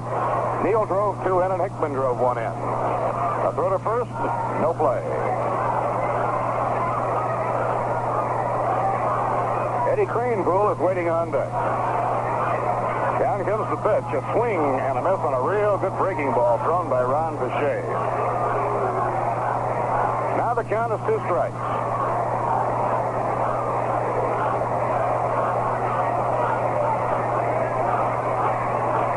In the game yesterday, Al Jackson bested Warren Spahn in a real good mound duel.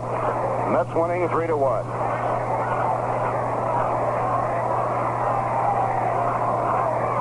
Two-strike pitch. There goes the ball is popped up out behind second and may drop. Out goes to shortstop McMillan.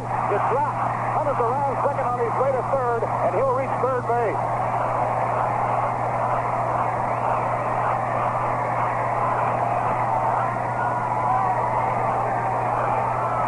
A Texas League base hit into shallow left center field for Frank Thomas. Ball was just beyond the reach of McMillan. He ran into the outfield with his back to the plate, tried to catch it over his shoulder, and it was just beyond his reach. Now the Mets have runners on first and third, 1 out, and the hitter coming on is Eddie Cranepool.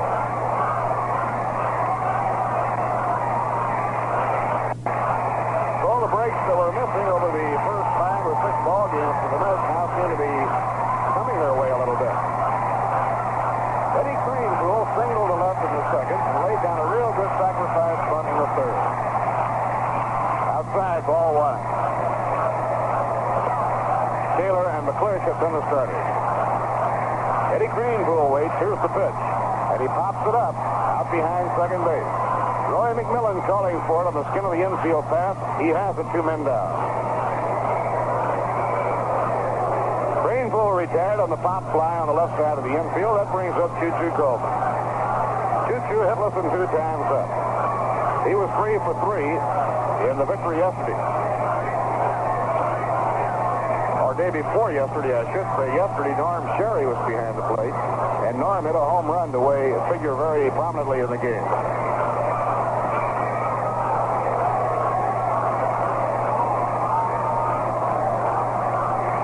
Here's the pitch to Choo-Choo. He lays off, and it's taken, ball 1.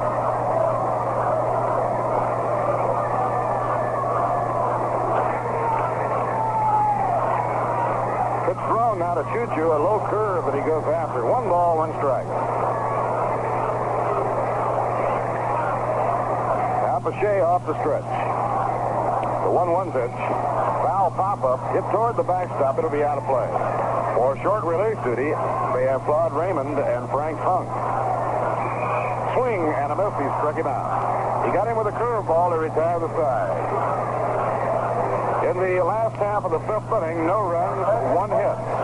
No errors, and 2 left on. 5 innings complete. The score in the Polo Grounds, opening game of 2. The New York Mets 3 and the Milwaukee Braves 1. 6th inning, and the Milwaukee Braves have the slick fielding second baseman Frank Bowling coming out to face Jay Hook. It'll be 2, 3, and 4 in the Milwaukee batting order. Batting against Jay Hook in the top half of the 6th inning.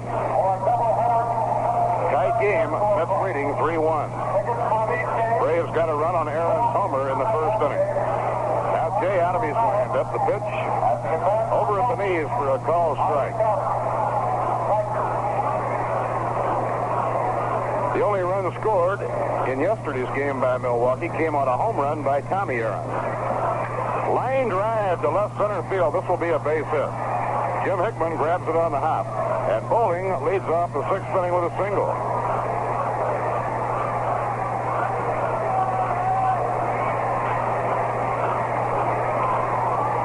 Now Jay Hook has his work cut out for him here in the 6th inning with Bowling leading off with a single. Hank Aaron coming on to hit with Eddie Matthews on deck, and then Joe Torre.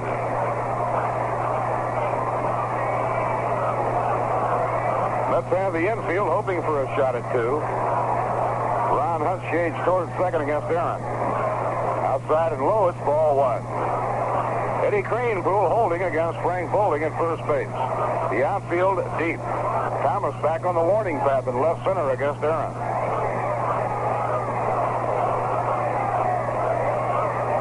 Now Aaron swishing the bat around, waiting on Hook. Jay into the set position. Delivers. The Breaking ball over, a call strike. He tried to hold up on the swing, but it gone through. 1 ball, 1 strike.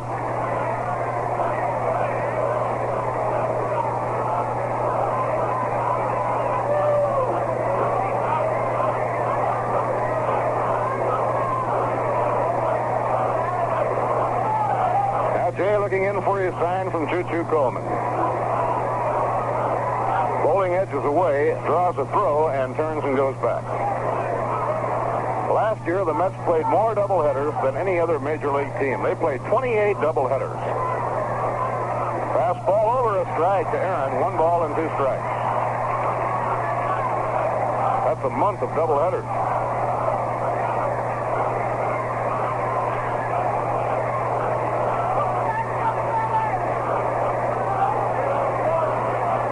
One and 2, the count on Hank Aaron. Aaron batting .341. He's hit 3 home runs against the Mets this year, hit 9 last year. Here's the 1-2 pitch. In the dirt, blocked by Choo-Choo, no advance. Jay Hook trying to get Aaron to go for a low breaking ball in the dirt, and the count is even now at 2 balls and 2 strikes. Choo-Choo does quite a job in scooping up and blocking those throws in the dirt.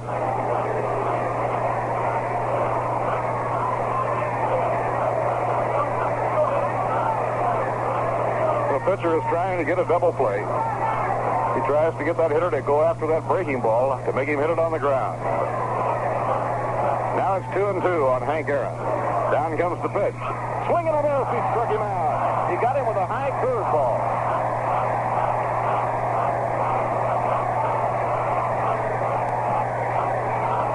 One away, Aaron struck out. That brings up Eddie Mack. Here's the 1-2 pitch. In the dirt, blocked by Choo-Choo, no advance.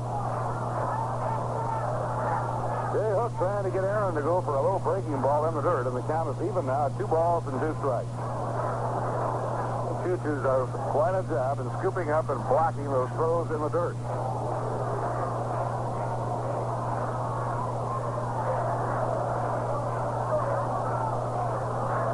The pitcher is trying to get a double play. He tries to get that hitter to go after that breaking ball to make him hit it on the ground.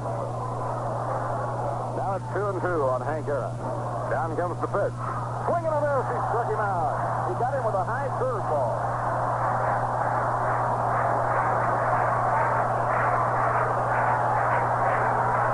One away, Aaron struck out. That brings up Eddie Matthews.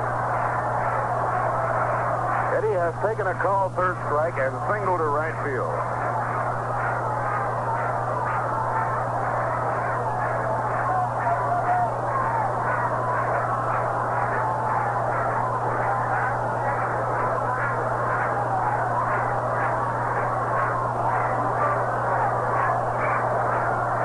Matthews singled to right. He extended his consecutive game batting streak to 10 games. Outside and high, it's ball 1. Frank Bowling did the same thing when he singled leading off here in the 6th inning.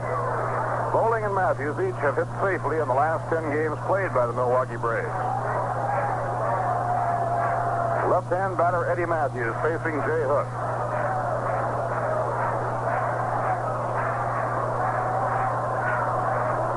Now the stretch by Jay. Here's his pitch. Off the outside corner, ball 2-0. Matthews representing the tying run at the plate for Milwaukee here in the top of the 6th inning. The Mets lead 3-1.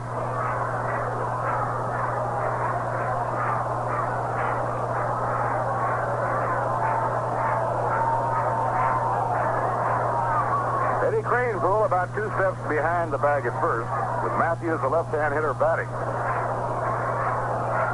Now Hook in the set position, decides to step off. Jay trying to work very cautiously to the always dangerous Eddie Matthews. The slugger from Texarkana has hit 400 home runs. Pitching 2-0. In there for a call, strike 1, 2-1.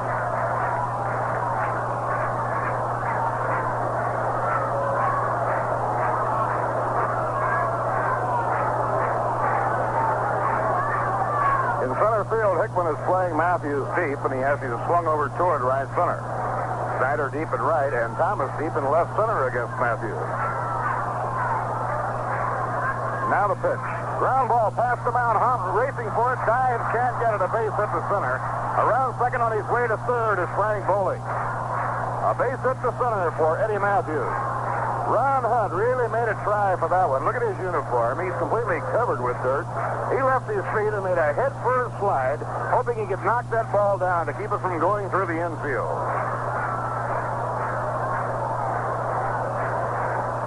Now Matthews has 2 for 3.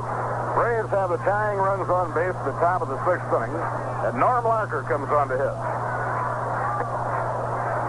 Norm Larker, left-hand batter, has drawn a walk and reached safely on a fielder's choice.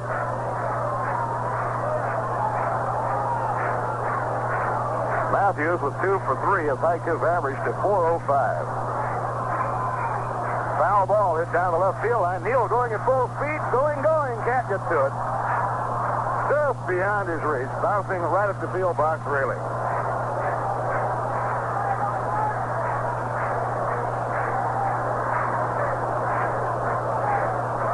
Now Ken McKenzie will start to throw easily in the bullpen for the New York Mets. In Philadelphia, the Cardinals are out in the 10th without scoring. Phillies batting now in the last of the 10th inning with a chance to win it. A game tied up 3-3. The Reds are really slugging in Pittsburgh today. They now lead the Pirates 8-1 at the end of 4 innings. Cubs lead the Giants 1-0 at the end of 2. Ellsworth against Fisher.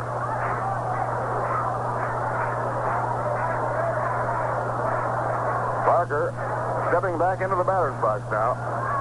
Runners on first and third, only 1 out. Barker is a tough man to fan. He's the type of hitter that usually gets a piece of the ball. Now Hook makes the stop. Here's his pitch. Down around the knees, inside. 1 ball and 1 strike. In Washington, the Senators got a run, tied the Yankees 5-5 at the end of 5. Tigers 5, Red Sox nothing after 5.5 at Fenway Park in Boston. And the Orioles lead Cleveland 6-0 at the end of 5 innings. Minnesota Twins lead the White Sox 5-0 at the end of 3.5. Next pitch by Jay Hook. Bounced foul, hit him on the foot, no play. Grabbed by Choo-Choo right in front of the plate. At Kansas City, the Angels of Bill Rigney and the Kansas City A's of Ed Lopat are tied up 1-1 at the end of 2. Don Lee against Ted Boatfield. Lee pitched a shutout his last time out. Right here, the sky has become very gray and it's quite dark. We're playing under the lights. This is now an official ball game. We're in the top of the 6th inning.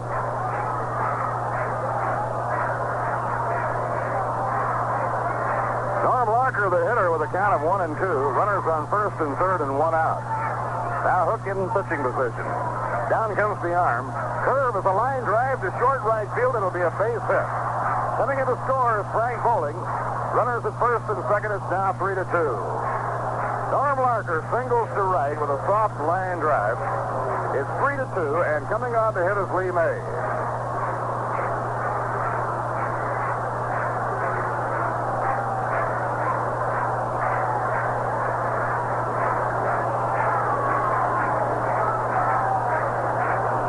Now have 1 run on 3 hits off Jay here in the 6th inning. Another left-hand batter. This time it is Lee May. Topped to short and grounded out to Eddie Cranepool. He's 0 for 2. Matthews, the lead runner, is on second. Norm Larker is on first. The pitch by Hook. Breaking ball, just missing the strike zone. 1 ball and no strike.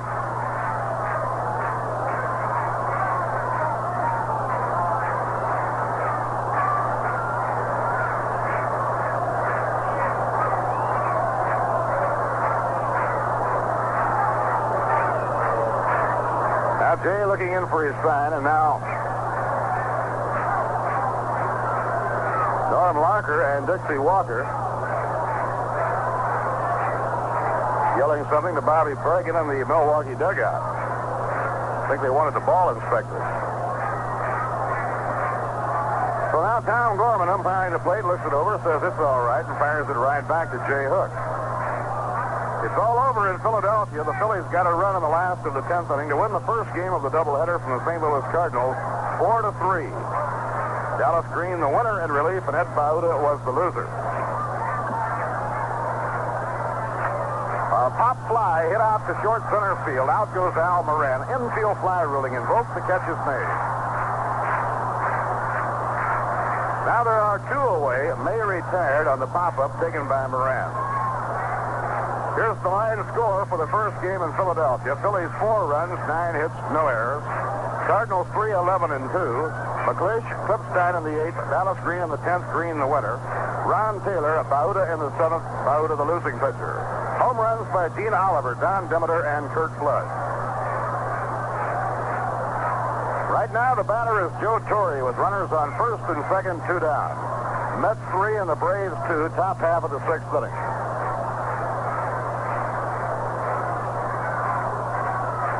Now Jay has his sign from 2-2. The pitch to Torre. Line drive hit hard. Base hit going to left field. Rounding third and heading in is Eddie Matthews. The play is coming to third. Neal cuts it off. Throws to Moran. Safe. Safe on a close play at third. And you're going to have a real rhubarb here. Moran started for the dugout. He can't believe that he was called safe. Now Moran turns back and he's arguing with Al Foreman. It looked like they had him nailed by a foot or two. And that the only possibility he could have been safe was if he had been knocked and tagged. Casey now is on the scene. The game is tied up 3-3. Matthews has come in to score. Thomas's throw coming in from the outfield was cut off beautifully by Charlie Neal. Neal whipped the ball to Moran, who was alertly covering at third. Larker sliding in at third. It looked to be out by a couple of feet. Moran raced for the dugout. He thought the side had been retired. Then realized that the decision had gone against the Mets, and the argument is really going. Casey Stengel arguing with Al Foreman, and now the argument is breaking up. It'll be a single to left for Joe Torre, an RBI. He took second on the throw. So it's a tie ball game, 3-3, with runners on second and third. Big crowd here in the Polo Grounds voicing their disapproval of the call.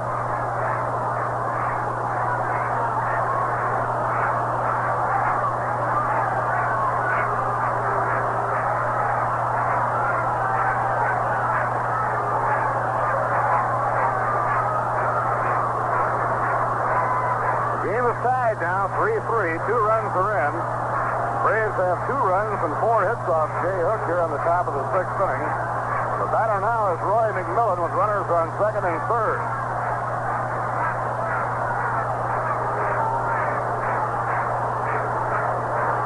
Well, you can never tell from the broadcasting booth. Al Foreman was right on top of the play to call it. From here, it looked like he was out by a couple of feet and that perhaps the tag was missed.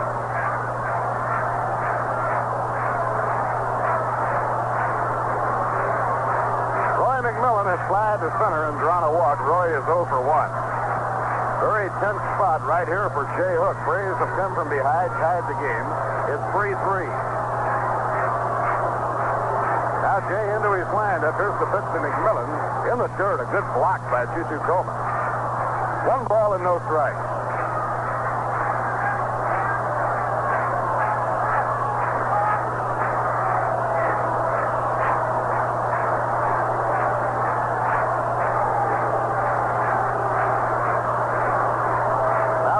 Hank Fisher warming up with the pitcher scheduled up next. Ken McKenzie has been warming up in the bullpen for the New York Mets.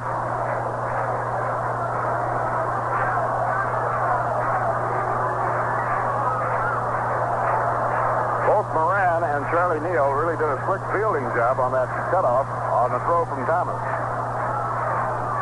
Neal had to make a jumping catch to cut it off. Now Hook winds. Down comes the pitch. Too high, ball 2. Tutu wanted to try a pickoff play at third, but had trouble getting around Roy McMillan to throw.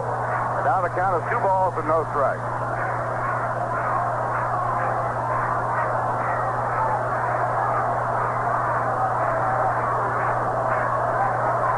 Ron Pache is the scheduled hitter next.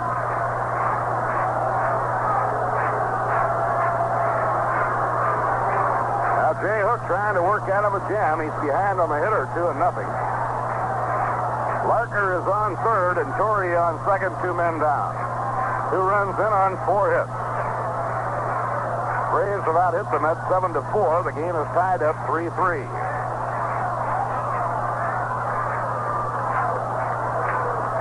Now Hook winding. Pitch on the way. Curve outside and low. It's ball 3. Braves have Pache out in the on-deck circle. They also have Fisher, a right-hander, cranking in the bullpen, so Bobby Bregan might well go to his bench in the event of a walk to Roy McMillan.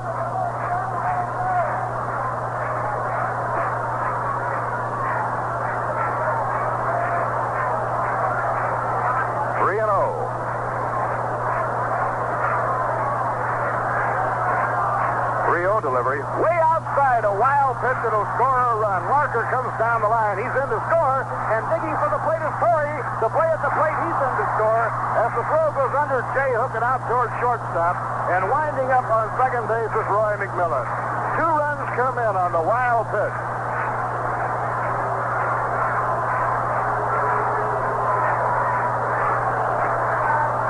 Wild pitch all the way, no error on the plate. 2 runs come in. Jay may have been hurt as Joe Torrey slid into him as he tried to cover home plate. And trainer Gus Mach has come out now to take a look at it, and Hook is hobbling around. 5-3, the Braves have gone in front. The count was 3-0 on the hitter. The pitcher was due up next, and Hook uncorked a wild pitch. So wild it went all the way to the backstop, and Choo-Choo Coleman raced back to get it. Larker scored easily to make it 4-3. Torrey rounded third. He kept coming. Coleman fired to Hook, who was covering at the plate. And they now are changing the scoring and charging an error on Choo-Choo Coleman on his low throw to Jay Hook. As Jay was covering the plate, the throw from Coleman was a low throw. The throw went under Jay and rolled out towards shortstop. And Torrey really bowled into Jay Hook. He had to get over that plate somehow. So it has scored a wild pitch and an error charge to Coleman. And McMillan, who was walked on the ball for a wild pitch, winds up on second base. Tough break for the Mets because the pitcher was due up next for the Milwaukee Braves. And now Ron Pache will come on to hit. Milwaukee pitcher number 38, Ron Pache. Number 38.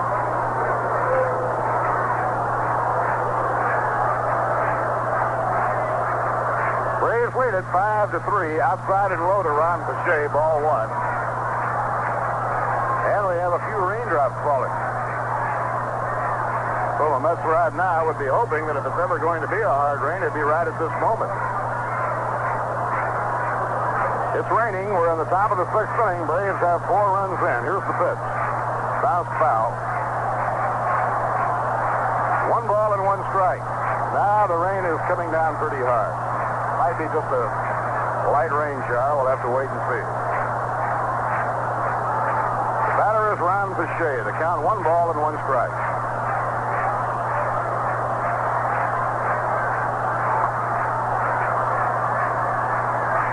Pitch thrown by Hook is a breaking ball, swung and missed, 1-2.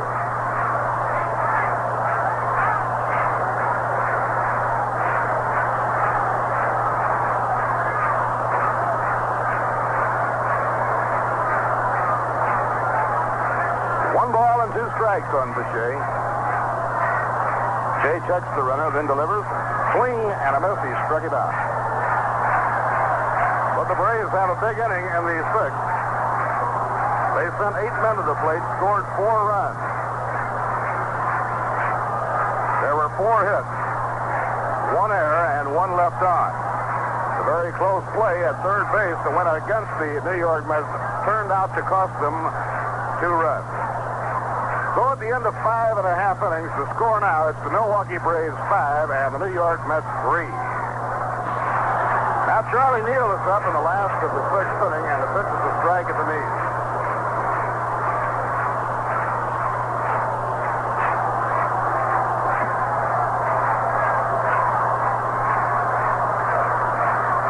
Nobody on. on, nobody out. Bottom half of the sixth inning. A 4-run sixth inning for Milwaukee. Outside and high to Charlie Neal. 1 ball, 1 strike.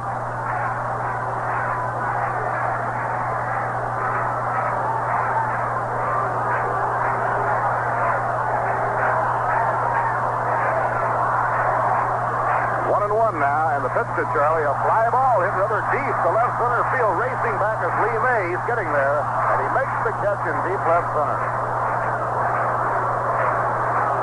Charlie is tying into that ball today. He's been gripped in a batting slump, but all 3 times up today, Neal has hit the ball hard.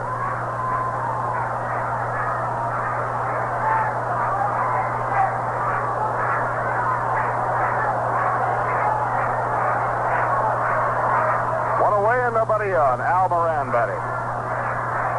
Braves lead 5-3. We're in the bottom half of the sixth inning. Pitch by Pache is outside and low. 1 ball and no strike. A wild pitch on 3-0 by Jay Hook. Unable the last 2 runs to cross over the plate. Big crowd riding behind the Mets now. The pitch to Moran is a strike. 1-1. Starting pitcher Tony Cloninger is now off the hook. And the pitcher of record for the Milwaukee Braves is their 3rd pitcher in the game, Ron Pache. Light rain falling. We're in the bottom half of the sixth inning. Swing and a miss. 1-2 now to Al Moran. Moran has drawn a walk and been struck out. He is 0 for 1.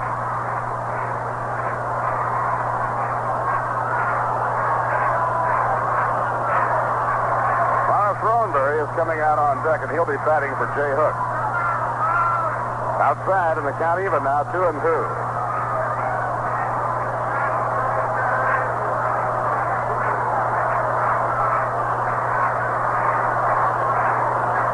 Ken McKenzie working in the bullpen. He'll be coming in to take over the pitching.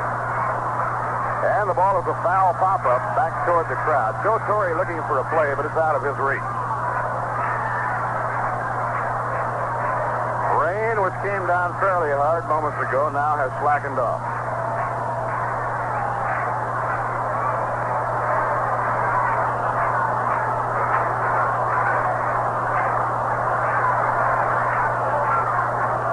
Pitching 2-2. Ground ball tapped down to third. Comes up on a big hop for Eddie Matthews.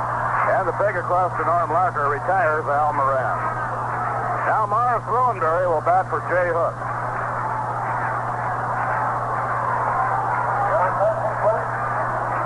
And before Marv steps in, let's pause for station identification.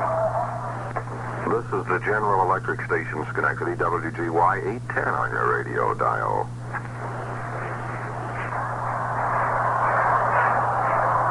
Bob Murphy with Lindsey Nelson and Ralph Kinder from the Polo Grounds. With 2 outs and nobody on in the bottom half of the sixth inning, Marv Throneberry is hitting now for Jay Hook. On the mound for the Braves, Ron Pache.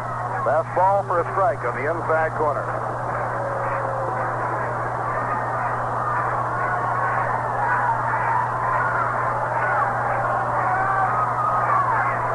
Now Pache with an unorthodox windup, a breaking ball, swung and missed, strike 2.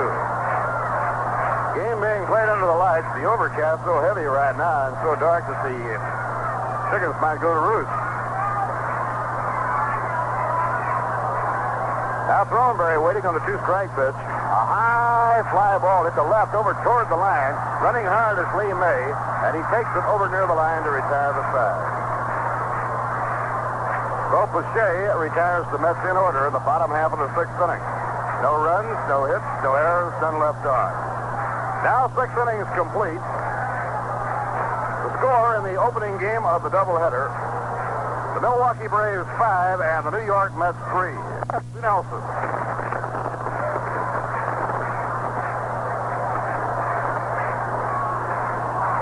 All right, Bob, and Ken McKenzie is making the check in now from the bullpen in relief of Jay Hook, who was removed for the pinch hitter.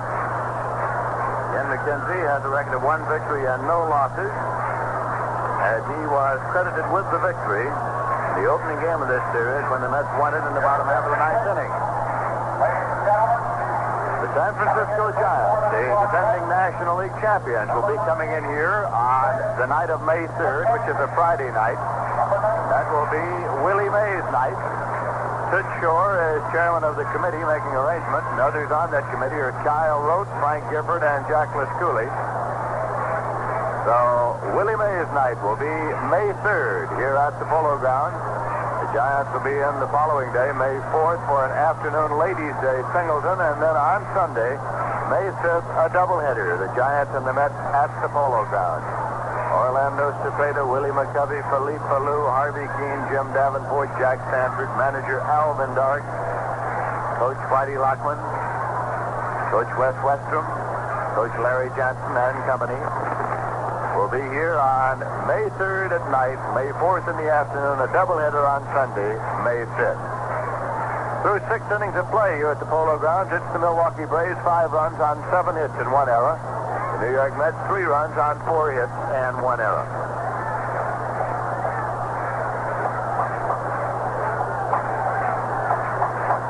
Ken McKenzie completed his warm-up tosses. He has pitched a total of 2 innings thus far this season, in which he has given up no runs on 1 hit.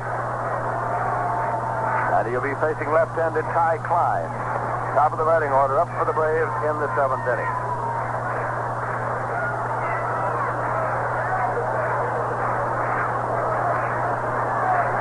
McKenzie looking in to get a sign from Choo-Choo Coleman. Charlie Neal is in on the edge of the grass at third base. And here is the pitch in there for a called strike 1. The Braves got out into an early lead here this afternoon on a home run by Henry Ella in the top half of the first inning, but the Mets stormed back in the bottom of the second to get 3 and held the 3-1 lead until the 6th when the Braves got 4. That pitch is low for a ball. 1-1 to Ty Klein. He was called out on strike, singled, and fouled out to third base.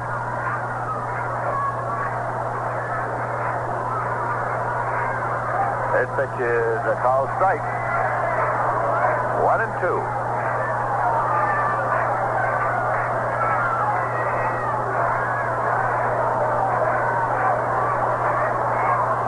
In the top of the 6th, the Braves sent up 8 men. Pitch to Klein is foul ball. Out of play, off to the left side. Count holds at 1-2. Jay Hook worked 6 innings. He gave up 5 runs on 7 hits. He walked 5 and struck out 2.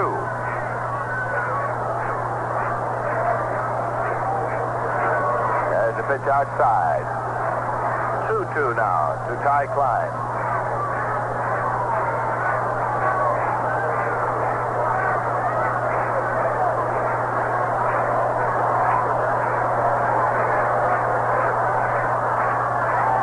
Here's a pitch swung out and missed, but dropped by Coleman, and he throws on to first base just in time to get him.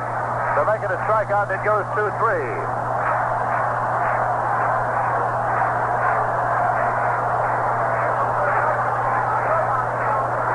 Back up the strikeout for McKenzie.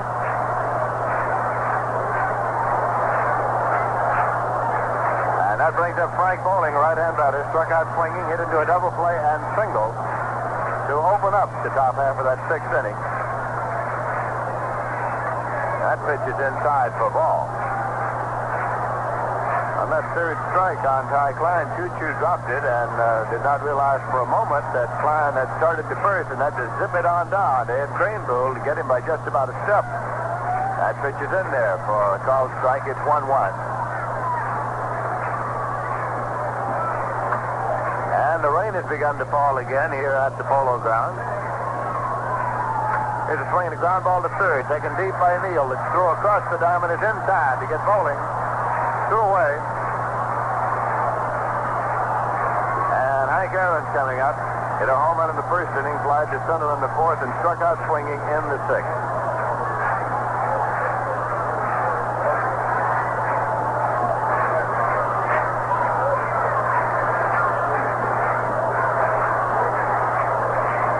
McKenzie again starts the motion, and the pitch is low and inside for ball 1.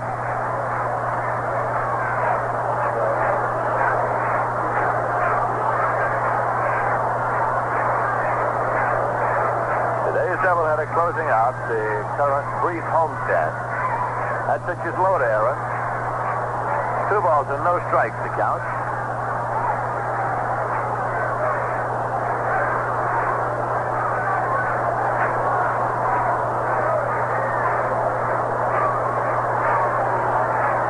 McKenzie looks in for his sign. And here is the 2-0 pitch. Swung on, and it is a ground ball going through the hole into left field for a base hit. Picked up by Thomas, relayed in, turning and holding at first is Aaron with a ground single to left, coming with 2 men out here in the top half of the 7th. That brings up cleanup batter Eddie Matthews. Was called out on strike, single to right, and a ground single up the middle in that big 6th inning.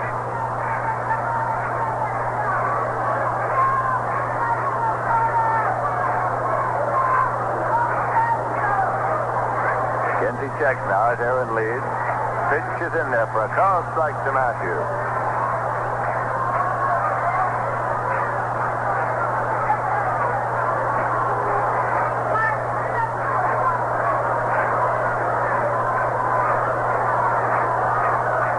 That pitch is low for a ball. 1-1 now to Matthews.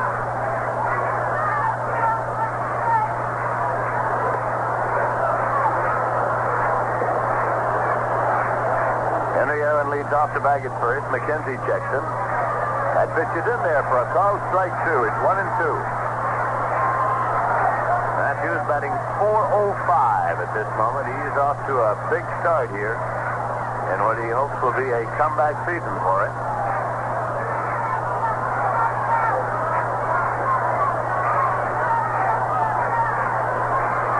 Here's the 1-2 pitch. Swung on and missed. Strike 3. Struck him out. Second strikeout for McKenzie. In the top of the 7th, the Braves got no runs on 1 hit, no errors, and 1 left. And at the end of 6.5 innings of play, the score is Braves 5, the Mets 3. Why not join them? Enjoy a tall, refreshing glass of Wrangell right now as we bring you more of the baseball action with Lindsey Nelson. Okay, Ralph, and the Mets are going to send up top of the batting order Jim Hickman to see what they can do about picking up a few runs here in the 7th inning. Now it's been up. They've had their stretch, and they starts the noise here to see what they can do. As Ron Fichet goes into the motion, and the pitch is swung on and foul back into the upper deck out of play. Jim Hickman popped out to short, had a sacrifice fly to left that drove in a run in the 2nd and struck out swinging in the bottom half of the 4th inning. Fichet's pitch bounces in on one big hop, and it's 1-1. On deck is rookie Ron Hunt. As the Mets have been able to pick up only 4 hits thus far this afternoon to make them count for 3 runs. And a set left the bases loaded in the bottom half of the 3rd when they picked up 2. Pitch to Hickman is outside for a ball. It's 2 balls and 1 strike.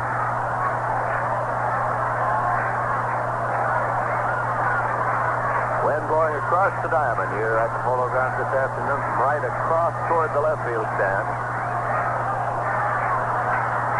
Fichet with the pitch. That is outside, and it goes 3 balls and 1 strike to Hickman. Jim backs out, takes a look on it. Cookie Lavagetta, the coach at 3rd. Back in, wide stance at the plate. Ron Fichet is a right-hander, and Hickman backs out now. Suddenly, as he got a call from Coach Cookie Lavagetta down at 3rd, and Cookie runs to the side for him again. Now he's back in. Here's a 3-1 pitch. And he took it high, ball 4. He walked it.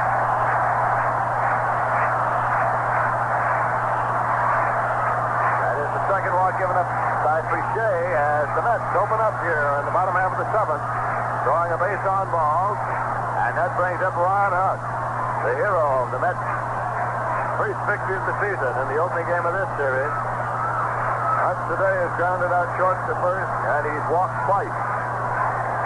And Claude Raymond is up and throwing in the bullpen for the Milwaukee Braves. Raymond is a right-hander. Let's hope to keep it going here. In the bottom half of the seventh, as they have a situation tying run at the plate. That pitch is high to Hunt. It's ball one. Time is called by catcher Joe Torre. He goes out to the mound to try to settle Ron Fichet down a little bit. Also to take up a little time here is Claude Raymond. He's throwing in the bullpen. Duke Snyder is on deck for the New York Mets.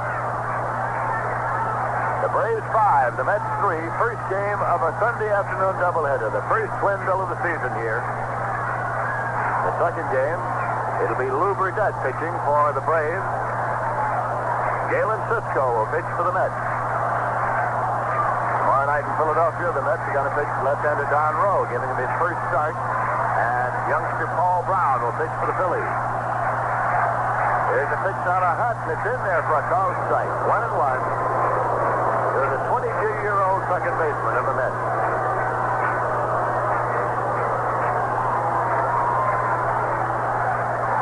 Hunt chokes up on that bat just the least little bit.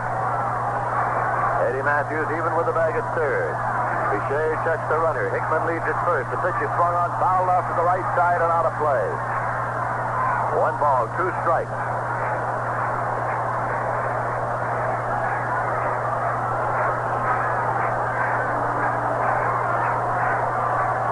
Steps back in now. Taps the plate with the bat.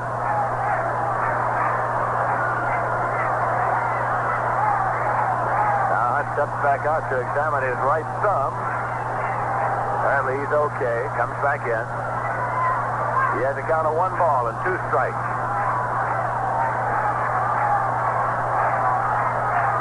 And the pitch. Swung on, foul back out of play. The count holds as it was, 1-2.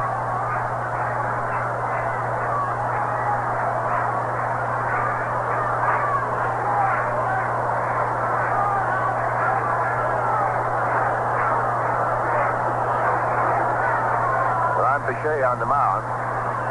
Wants another ball, and he gets it. Left-hander Tom Gorman firing it back out to him. Gorman, the umpire behind the plate.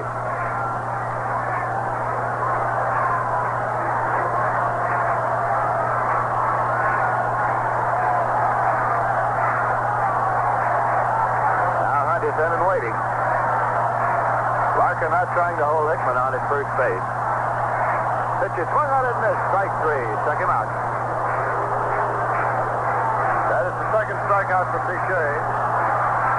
And Duke Snyder is coming up representing tying run at the plate.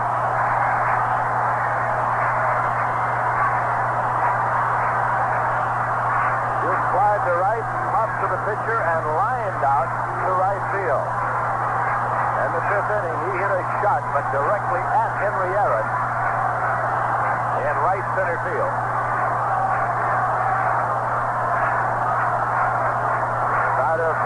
Left-hand batter. Fichet's pitch is a fastball fired outside for ball 1. Claude Raymond continues to throw in the bullpen for the Braves. There is no action in the Met bullpen at this moment. We're in the bottom half of the 7th inning. It is swung out and missed. The Duke really cut from way back and all the way around that time. 1-1. Snyder has 3 home runs this season. 4 runs batted in.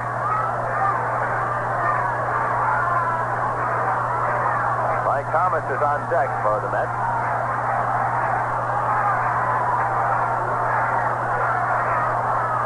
Hickman leads at first. Breaking ball misses outside. It is 2-1 for Snyder.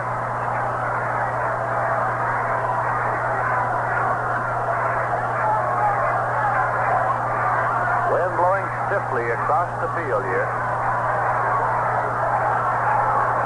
And it swirls up a little dust on the infield from time to time. Here's a 2-1 pitch. Swung on. It's a sharp ball down the line. Knocked down by Larker. Makes the play on, and it is wide at first. And Hickman is heading for third base. There'll be no play on him. Snyder's going to second. There is a play on him. He is out, and Hickman holds at third base.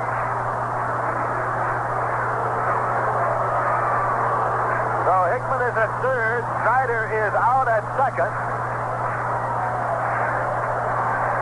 As the play on Snyder went 3-5-4. Bowling made the tag. And coming up will be Frank Thomas.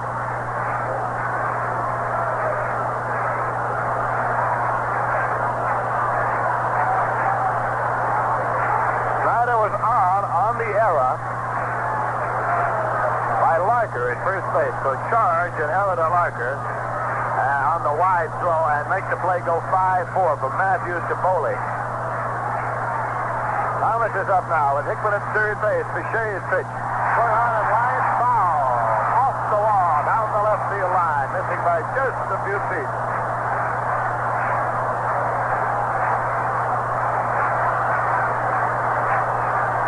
Ball by Snyder was hit down the line. It was knocked down by Locker, and in throwing to Bichet covering at first, he threw wide. And so Snyder was on first by virtue of that error by Larker, and then the ball way across the diamond was picked up by Matthews, who had no play at third on Hickman, who had outraced McMillan to the bag, and then Matthews threw on to second as Snyder was trying to pick up the extra base, and Snyder was out at second as the throw went to Bowling there, who made the tag. Thomas with a check swing pop up to the right side, and Foley comes on and makes the catch. Bichet also crashes into him and goes down on the ground, but the side is retired as Thomas has fouled out. The catcher, Joe Torre, and in the bottom half of the second, the Mets get no runs on no hit. That was one error and one man left. And at the end of 7, the score is the Braves 5, the Mets 3. With nobody on. And now going to the top half of the 8th inning, Tommy Aaron is coming up to bat for Norm Larker. To face the left-hander, Ken McKenzie.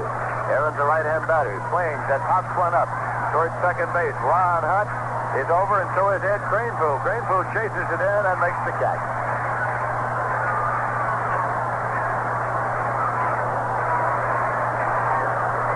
That will bring up left-hand batter Lee May. With the Braves batting here in the top half of the 8th and leading by a score of 5-3.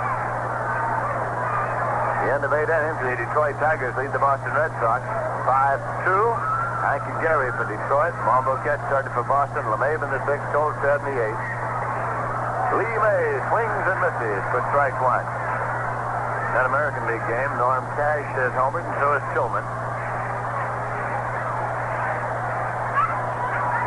McKenzie with the pitch, and it's low for a ball. 1-1 to May. Baltimore at the end of 7.5 innings. The Orioles 7, the Cleveland Indians nothing. McDowell starts for Cleveland. Perry in the 1st, Allen in the 5th, Ramos in the 8th. Barber is scoring for Baltimore. Lee May swings and fouls the ball out of play. Ground ball down the first baseline. 1-2 to count to him. Chicago, the Minnesota Twins lead the White Sox 5-0 at the end of 5.5, rolling against Fisher.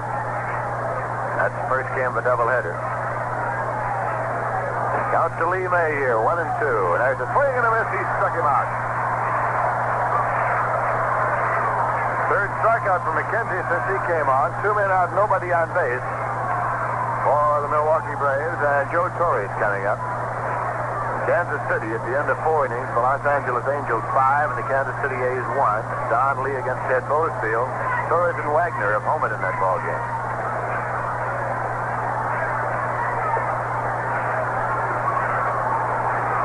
Check swing, and the ball is taken for ball 1 by Torrey at the plate.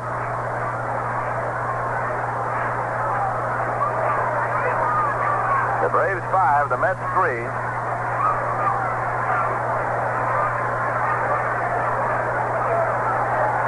McKenzie with the pitch swung on, and it's a fly ball to right. Snyder with a long run, still coming in the warning track. One has it for the out that retires the side. Top of the 8th. The Braves got no runs on no hits, no errors, and none left at the end of 7.5. The score is the Braves 5, the Mets 3. Mets is sending up Ed Cranepool to lead off here. Young first baseman. 1 for 2 in the sacrifice today. Left-hand batter facing right-hand pitcher Ron Bichet. It's fired low and inside for ball 1.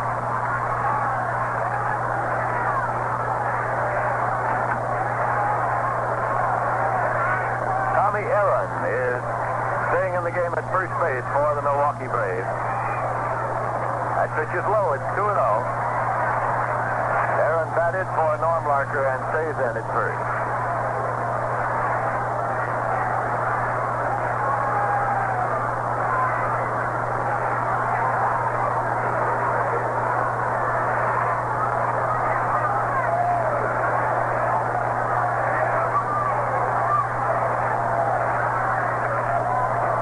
There's a pitch in there for a called strike. It's 2-1. Double barrel action in the bullpen of the Mets now. It is Carl Willie and Roger Craig, both right-handers. Rod Raymond up and throwing again in the bullpen for the Milwaukee Braves. That pitch is a called strike. 2-2 to Cranepool.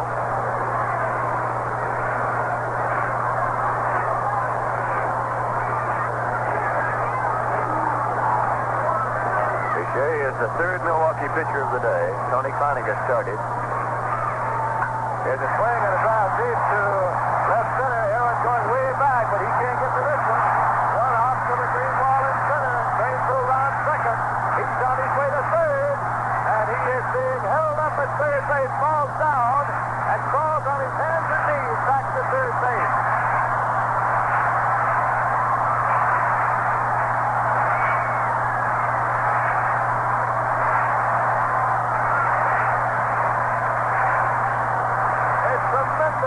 By Ed Cranepool, the left center field. One hop to the low green wall in front of the right center field bleachers. Henry Aaron up with it out there. Cranepool rounded third, was held up by Coach Cookie Labagetta. Lay motionless for a second on the ground, and then no play was made on him, but he crawled on his hands and knees on all fours back to third base safely. Choo Coleman, a left-hand batter, is coming up now. Representing tying run at the plate for the New York Mets. Shea lines and fires, and it's high for a ball. The Braves lead by a score of 5-3. Choo Coleman grounded out, popped out, and struck out today. He's netting for 3.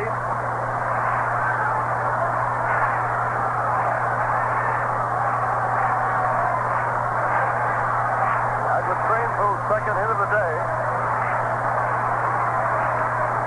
Shea with the pitch. It misses high and away. 2 balls, no strike. Choo Coleman.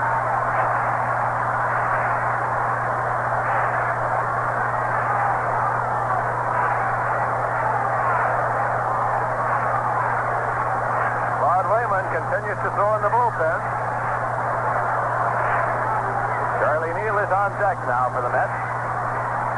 Shea with a pitch that misses way outside and rolls the ball 3. Joe Torre calls time, goes to the mound. Bobby Bragan comes out of the dugout, makes one of his frequent trips to the mound.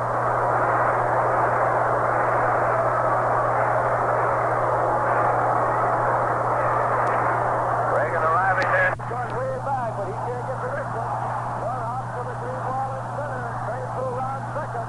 He's on his way to third. And he is being held up at third base, falls down, and falls on his hands and knees back to third base.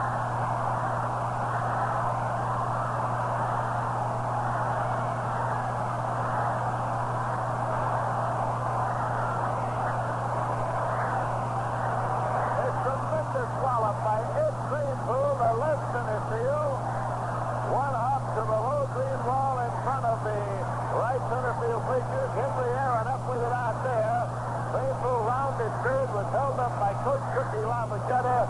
Lay motionless for a second on the ground, and then no play was made on him, but he crawled on his hands and knees on all fours back to third base safely. Choo Coleman, a left-hand batter, is coming up now. Representing tying run at the plate for the New York Mets. Shea lines and fires, and it's high for a ball. The Braves lead by a score of 5-3. Choo Coleman grounded out, popped out, and struck out today. He's netting for 3.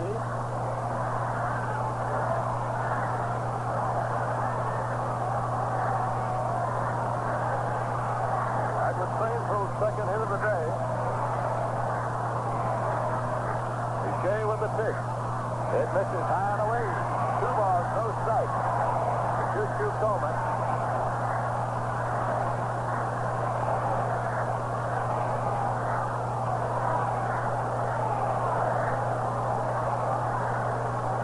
Claude Raymond continues to throw in the bullpen. Charlie Neal is on deck now for the Mets. Jay with a pitch that misses way outside and rolls the ball 3. Joe Torre calls time, goes to the mound. Bobby Bregan comes out of the dugout, makes one of his frequent trips to the mound.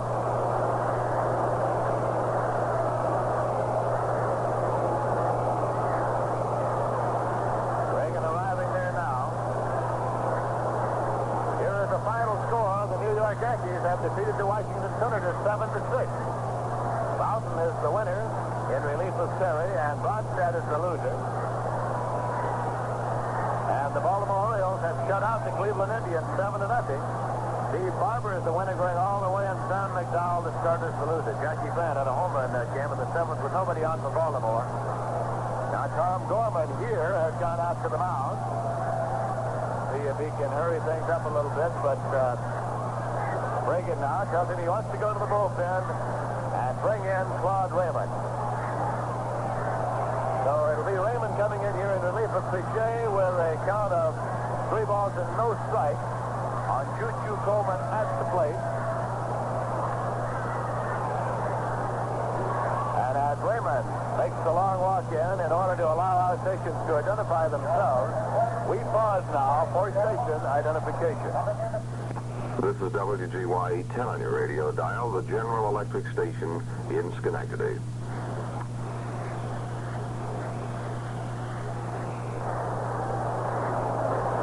Claude Raymond coming on now to relieve Ron Pichet. And the situation will be Ed Kranepool at third, nobody out, and a count of 3 balls and no strikes on Choo-Choo Coleman with the Braves leading by 2 runs here.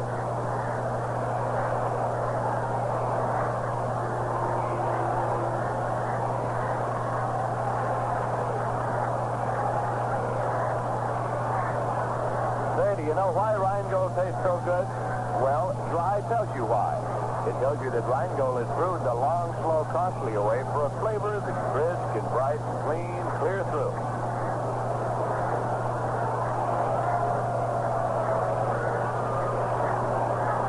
Bobby Bregan leaves the mound to go back to the dugout.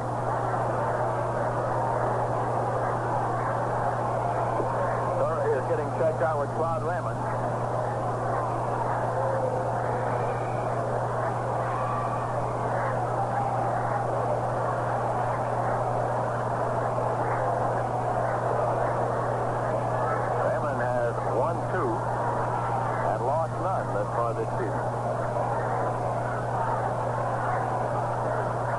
Against Raymond that Ron Hunt delivered his game-winning double when he drove into tying and winning runs in the first game of this series, but Frank Buck, who had put them on, was charged with the loss. The blow actually came off Claude Raymond, so he was not the loser because Frank had put the runners on, but the fatal base hit came off him. As he gets warmed up, one more American League score for you. The Detroit Tigers defeated the Boston Red Sox 5-2. Hank Cherry, the winner, Billy Monfort gets the loser. And here, now Choo-Choo Coleman steps in with a count of 3 balls and no strikes. Claude Raymond looks into Torrey to get the side. Kranepool leads at third, and the pitch is ball 4. He's walking. The Rockies charged against Ron Pichet in as much as the count was 3 balls, no strikes when Raymond came in, and now Charlie Neal is up here with the potential tying runs on base. Neal singled to right to drive in 2 runs in the second inning. He's a right-hand batter. Choo-Choo leads at second. Kranepool leads at third. Raymond pitch is in there for a call strike to Charlie Neal.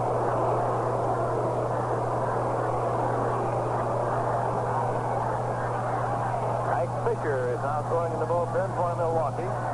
Roger Craig and Carl Willie continue to throw in the bullpen for the Mets. There's a throw over. Choo-Choo's back safely at first base.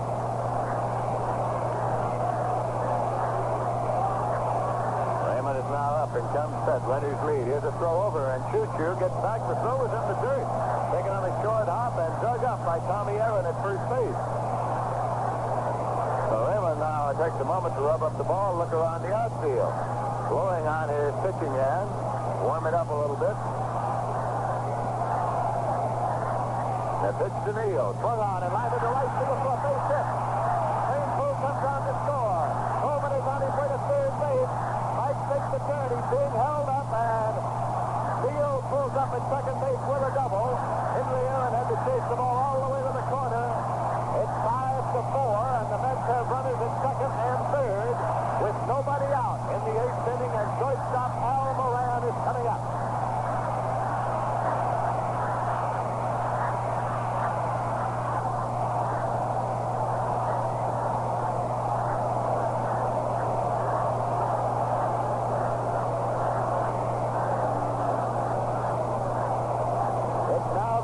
Braves 5, the New York Mets 4, and the Mets have the potential tying run at third, the potential go-ahead run at second.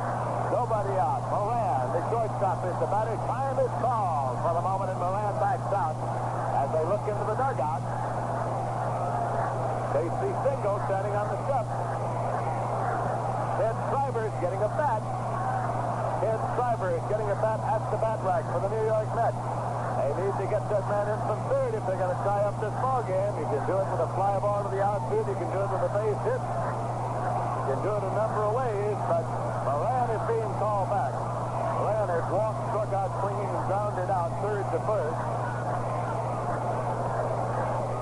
So Schreiber is rubbing the handle of the bat with the pine tar rag in the dugout.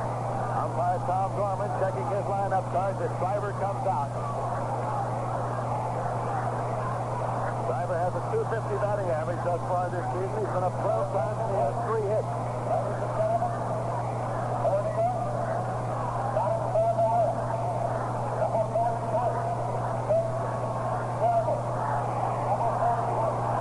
Casey Single now with the jacket on and hands set deeply in the jacket pocket, walks out to the on-deck circle to have a word with Schreiber. To talk to him, very likely the idea is to tell him to try to get that ball to that outfield, try to get a pitch up above the waist there somewhere so he can get it up into the air. Choo-Choo Coleman, the base runner at third, has excellent speed. Nobody out here. Claude Raymond continues to warm up, waiting for Schreiber. The Milwaukee Braves keep the infield back. At first base against the right-hand dugout, they keep Tommy Aaron even with the bag. But if he goes to the right side, they can drive the play at the plate. Schreiber with a wide stash is in and swinging the back now. The crowd is alive as you can hear. Claude Raymond looks at Coleman at third, starts the pitching motion straight away. Swung on, it's a foul ball coming back. Could be a play for Curry. Could be a play for Matthews. Curry near the dugout, can't get it. Hits on top of the dugout and bounds into the stands. And the wind has carried that one across there a little bit, and it hit on the roof of the dugout. And it is simply strike one to Schreiber. He wasted no time swinging the bat. Tommy Aaron goes over to check now with Claude Raymond before going back to his position at first. The Mets trying to get Choo-Choo Coleman in from third base. As they trail by 1 run here in the bottom half of the 8th inning. First game of a doubleheader at the Polo ground. Pitcher Ken McKenzie is due up next for the New York Mets. Raymond looking in to get a side from Corey. As it starts the motion, runners lead second and third.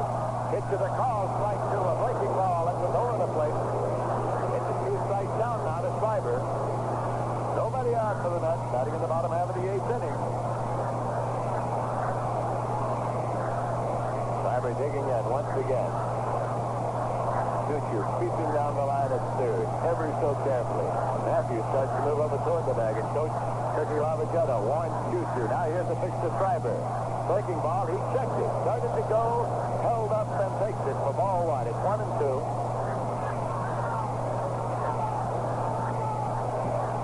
Raymond kicks at the dirt on the rubber. Looks around. They're playing Travers almost straight away. That sets that on the plate and starts to swing it. Hank Fisher still throwing in the bullpen. Once again, the pitching motion, the 1-2 pitch. Fired high. That's ball 2-2.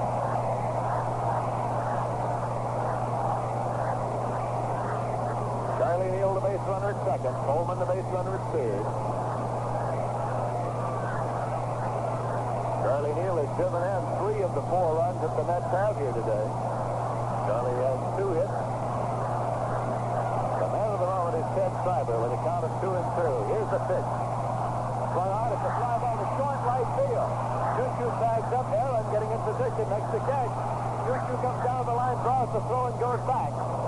So there is no advance and one away. Wasn't deep enough really to allow Choo-Choo to come on. Tim McKenzie's due up. Gonna be Tim Hartnett. A first baseman by trade and a left-hand batter. Tim Hartnett is coming up. Carl Willie, a right-hander. Roger Craig, a right-hander. Throwing in the bullpen for the Mets.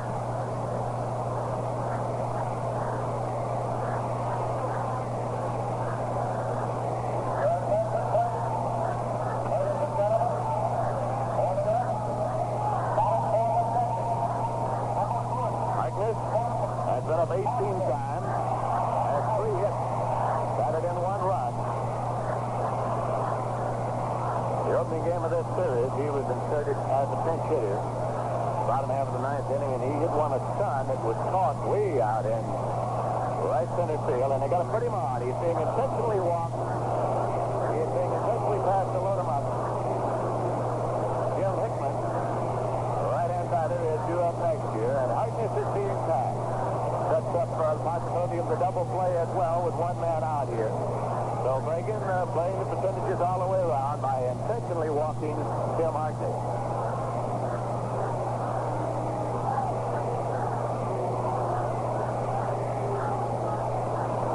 Ball 4 and Harkness goes down to first base. It's Neal at second. Coleman at third.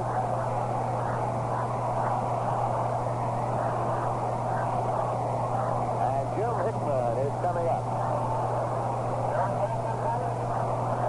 We're getting a change now in left field. Lee May is going out. And Ian Gabrielson is coming in to play left field for the Milwaukee Braves. And we're getting a runner now for the Mets. Rod Cannell coming in at first base to run for Tim Hartnett. Casey Stengel trying to get a little more speed on there to try to cut down the chance of a double play.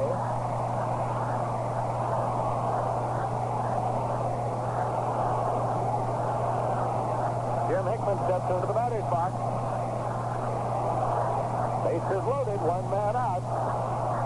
Raymond with a breaking ball low and away from ball 1. Jim Hickman has popped the short today, had a sacrifice fly to left to drive in a run in the 2nd, struck out swinging in the 4th, and walked in the bottom of the 7th.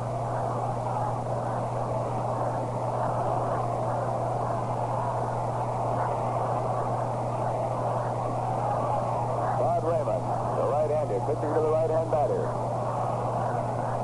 Starts the motion. Runners lead. Here's a swing and a drop. He's come out. It is way back there. Going, and it is a home run. A grand slammer for Jim Hickman. A home run for Hickman, the first grand slammer of the season. Choo-Choo Coleman scores. Charlie Neal scores. Rod Cannell scores. And Jim Hickman gets congratulations from the delegation at home plate. He gets a handshake from Jim Snyder. A grand slammer by Hickman up on the rooftop in left field. The first grand slammer of his lifetime. You should see these fans at the Polo Grounds. It is unbelievable. A ground crew is having to go out in left field to pick up the papers that are being showered down from the upper deck. Mrs. Jones Payson laughing, looking around from her box down behind first base. It's a happy crowd at the Polo Grounds. Jim Hickman has hit the first grand slam home of his young lifetime. And the New York Mets are out in front here by a score of 8-5. The ground crew is still picking up the papers that have been showered out of the upper deck in left field. The Braves standing motionless for the most part, waiting until this score has been completed. And Ron Hunt is just outside the batter's box. The Mets lead by a score of 8-5. As Raymond starts the motion, and the pitch is high. One of those runs was charged against Pichet, and three of them charged against Claude Raymond. The man throwing in the bullpen now is Roger Craig, because the Mets would like to hold on to this one. They've taken the lead, and that's why Casey had him warming up. And he is hit by a football. Ron Hunt is. Ron Hunt caught by a side when he is not hurt. Simpson across the front of his shirt there, and he goes down to first.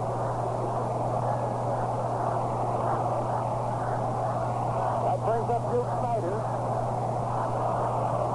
Still only one man out for the Mets, batting in the bottom half of the eighth inning. Well, the Mets had a lead. They lost it, and they have battled back and taken a bigger lead. Here's the pitch to Snyder. It's high for ball one.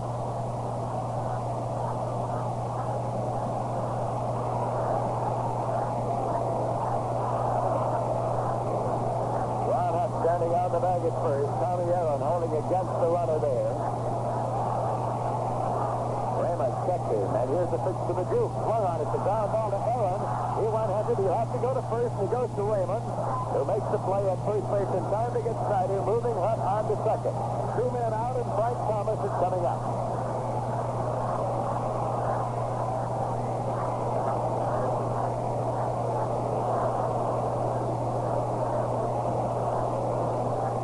You'll recall that Met pitcher Ken McKenzie was removed for the pinch hitter. So the runs that are being scored in this inning belong to McKenzie as far as the pitcher of record is concerned. McKenzie is the pitcher of record as the Mets take this lead. He was the winning pitcher in relief for the Mets in the opening game of this series. Here's the pitch to Thomas. It's in there for a called strike. This is the biggest inning of the season for the New York Mets. Statistically, their biggest inning of this season. 5 runs scored by the New York Mets here. A change that goes outside. It's 1-1.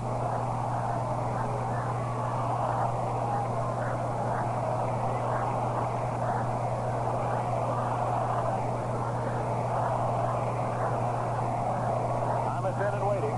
Frank has had 2 hits today. He's been on base 3 times. Sidearm pitch to tie. 2-1. Roger Craig still throwing in the bullpen. Pause for a moment to look in. Casey Single had Roger down there in case the Mets could get out in front. He wanted to bring Craig in relief to try to hang on to it, and that's his intention now. It's 2-1 pitch swung on. Pulled on the ground foul. Down past Mets coach Cookie Lavagetta is third. Cookie's going to retrieve it.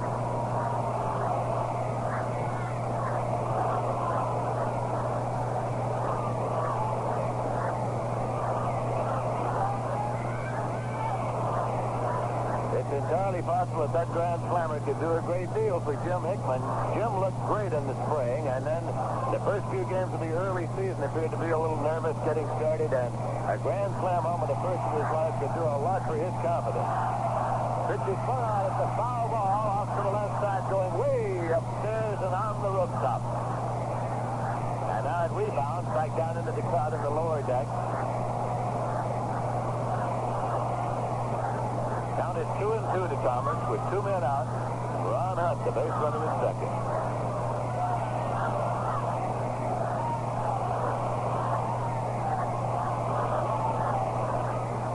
Raymond checks the runner, and the 2-2 pitch. Swung on it, fly ball to center field, lining it up his tie line. He makes the catch, and he's out. That's the New York Mets. And the bottom half of the eighth got 5 runs. On 3 hits, no errors, and 1 left. And at the end of 8 innings of play, the score is plays 5, and coming in here now to carry you the rest of the way is Ralph Kiner. All fans, the 1963 official New York Met yearbook is now available. This colorful book with Mr. Met on the front cover contains over 100 pictures and includes biographical and statistical data about your favorite Met players. In addition, there are stories about Casey Stengel, the coaches of the ball club, Shea Stadium, the new scoreboard at Shea Stadium, highlights of the 1962 season, the farm clubs, the men behind the scenes, and many other interesting stories. In fact, you know, there's a complete page of players' autographs. This book will be a welcome addition to any baseball fan's library, and I'm sure it'll settle many of those arguments you get into during the coming season. To obtain your copy of the 1963 yearbook, send 50 cents for each copy to Met Yearbook, Polo Grounds, New York, 39, New York. Also, the yearbook is available at the Pennsylvania Station Ticket Outlet and the Grand Central Station Ticket Outlet.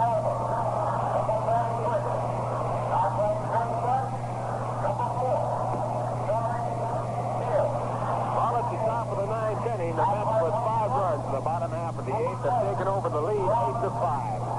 And some changes in the lineup for the Mets. Only Roger Craig in as the pitcher in place of Ken McKenzie, who was taken out for a pinch hitter.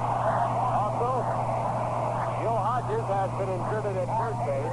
Ed Schreiber, who came in the game as a pinch hitter, has stayed in the game. He'll be at third base. Johnny Neal moved from third to shortstop. Rod Cannell, who was a pinch runner, has gone in left field. And, of course, Roger Craig is in the game as a pitcher. Roger, in trying to defend this lead for the Mets, will pitch to Roy McMillan, then a pinch hitter, and then the leadoff man, Ty Klein. Mets with a 3-run lead at the top of the 9th inning.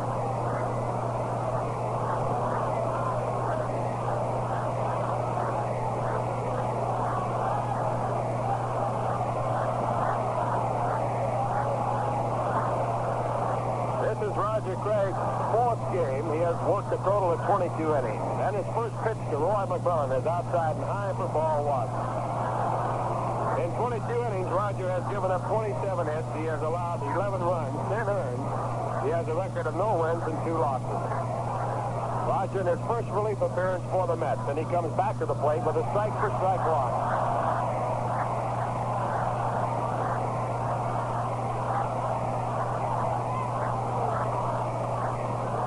McMillan has flied out deep to center field in his only official appearance to the plate. Now Roger 1-1 back again, and a tie for ball 2. 2 balls, no strikes. Roy has walked twice.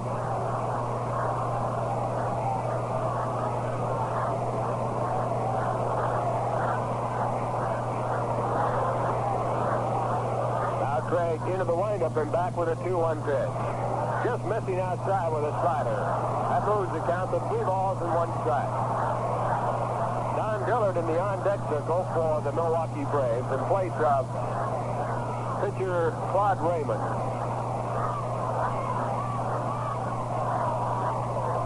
Now there's the strike call. 3 balls and 2 strikes. Roger working to Roy McMillan. He didn't like the call. Well, this ball game has seen just about everything. Just don't know how you can pack any more excitement in one game. Now Craig back to work, and he misses low, ball 4. So Roger walks his first man. He has a 3-run lead here in the top of the 9th. That will bring up Don Dillard as a pinch hitter for Claude Raymond. Dillard in his first appearance for the Milwaukee Braves singled the right field as a pinch hitter against the Mets in the first game.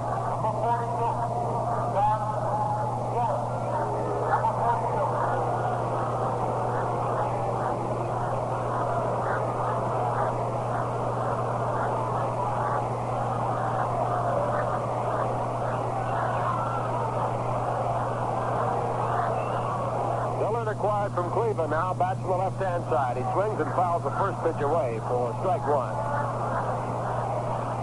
He did not see any action during spring training, being sidelined with an infection. Now appearing for the second time this year.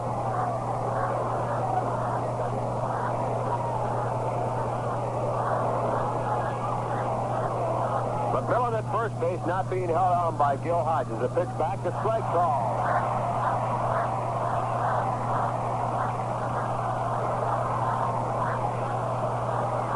Roger Craig with 2 quick strikes to Don Dillard, the on-deck batter, Ty Klein.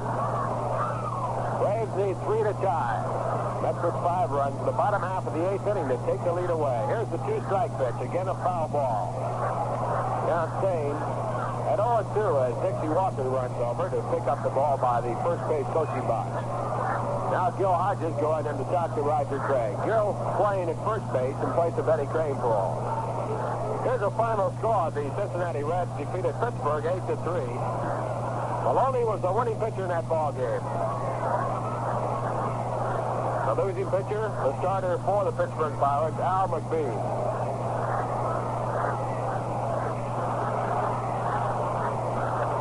Now Roger backing outside for ball 1. 1 ball and 2 strikes.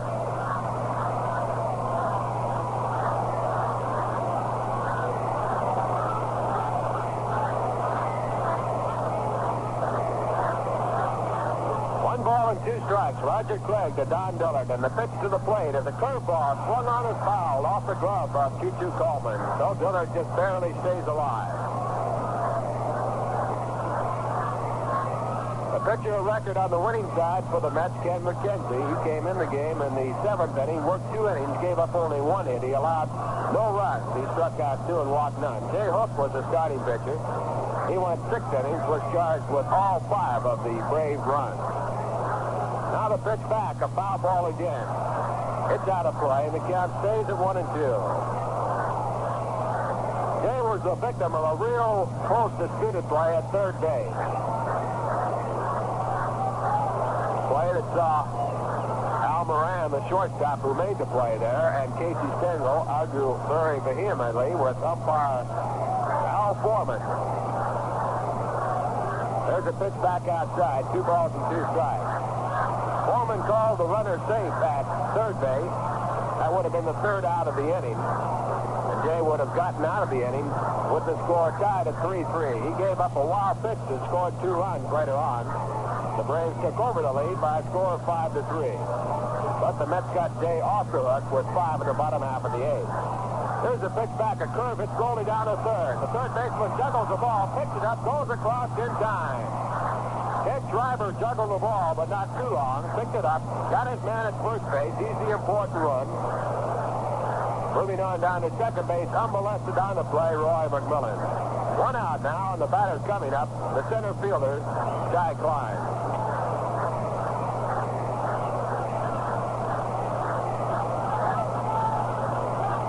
No chance for double play on the slowly hit ground ball off the left-hand batter. Ty Klein, a left-hand batter, 1 hit and 4 times up.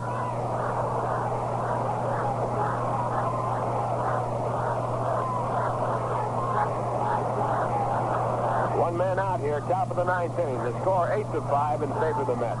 They're working on a 2-game winning streak. Here's the first pitch to Klein, a fastball outside. 1 ball and no strikes.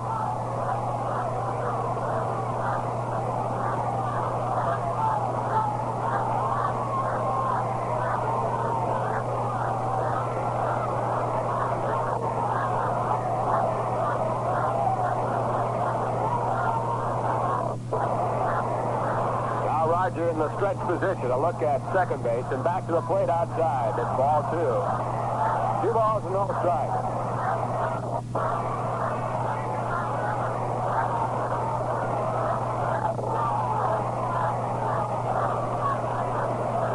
Roger working to tie Klein. The important man, the on-deck man, he represents the tying run.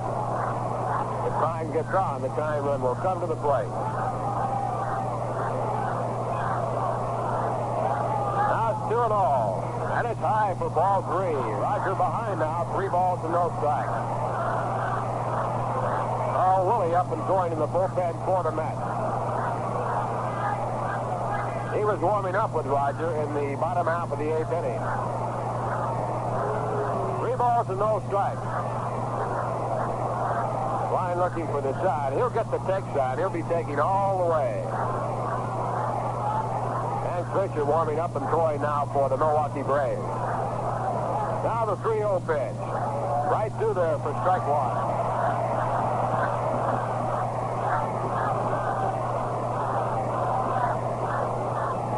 time, JoJo White not even looking at Klein. 3 balls and 1 strike. White, the third base coach.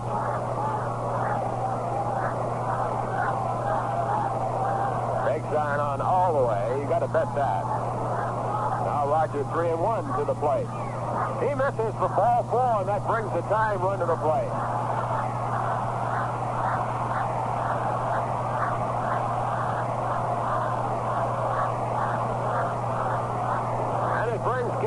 Out to the mound. Well, we have a tough man coming up, Frank Bowling. He has 1 hit and 4 times up. He has a 10-game batting streak going, and he has made 10 hits in 23 trips to the plate against the New York Mets. After bowling Hank Aaron, so Roger Craig in a real jam here now as he has to defend against the Milwaukee Braves. Roger came in the ball game in the 9th inning in place of Kendrick Kinsey. And he walked Roy McMillan, his first man. He got Don Dillard on the bouncing ball to third. Now he has walked Jack Hine to give the Braves runners at first and second base.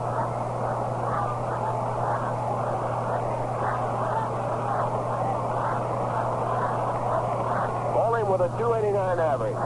He bats from the right-hand side. Infield back looking for a double play. The first pitch by Roger Craig. On the outside corner, a slider for strike 1.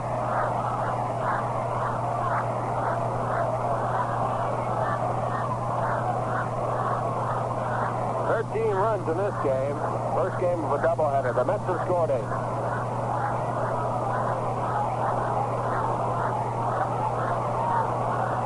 Now Roger back to the plate, missing low with a slider. 1 ball and 1 strike.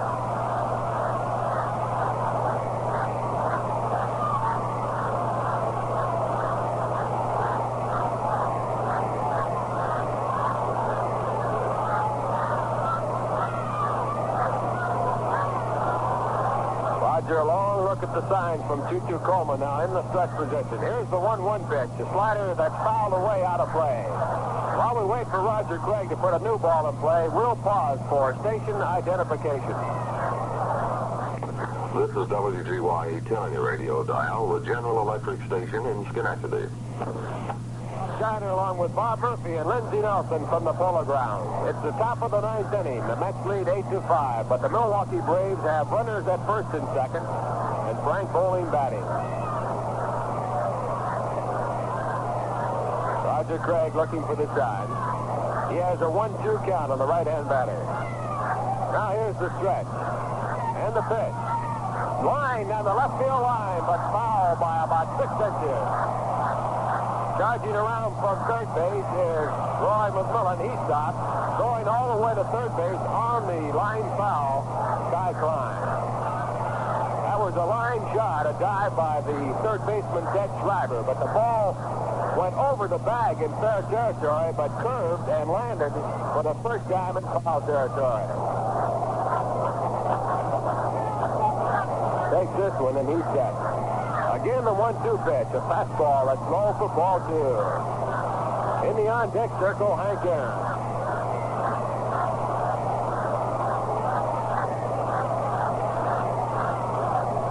Three hours of exciting baseball. Boy, what a game this has been. Lead changing hands 4 times. Now Roger at 2-2. A curveball just missing for ball 3. It's just outside. Roger thought he had that one. So it's a full count now. 3 balls and 2 strikes.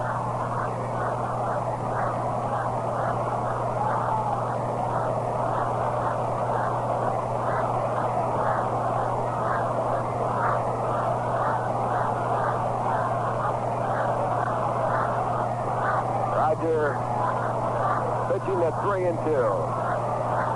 Now set. And the pitch to Frank Foley. Hit hard to third, a chance for 2. Over to second in time. The first base is down to double play.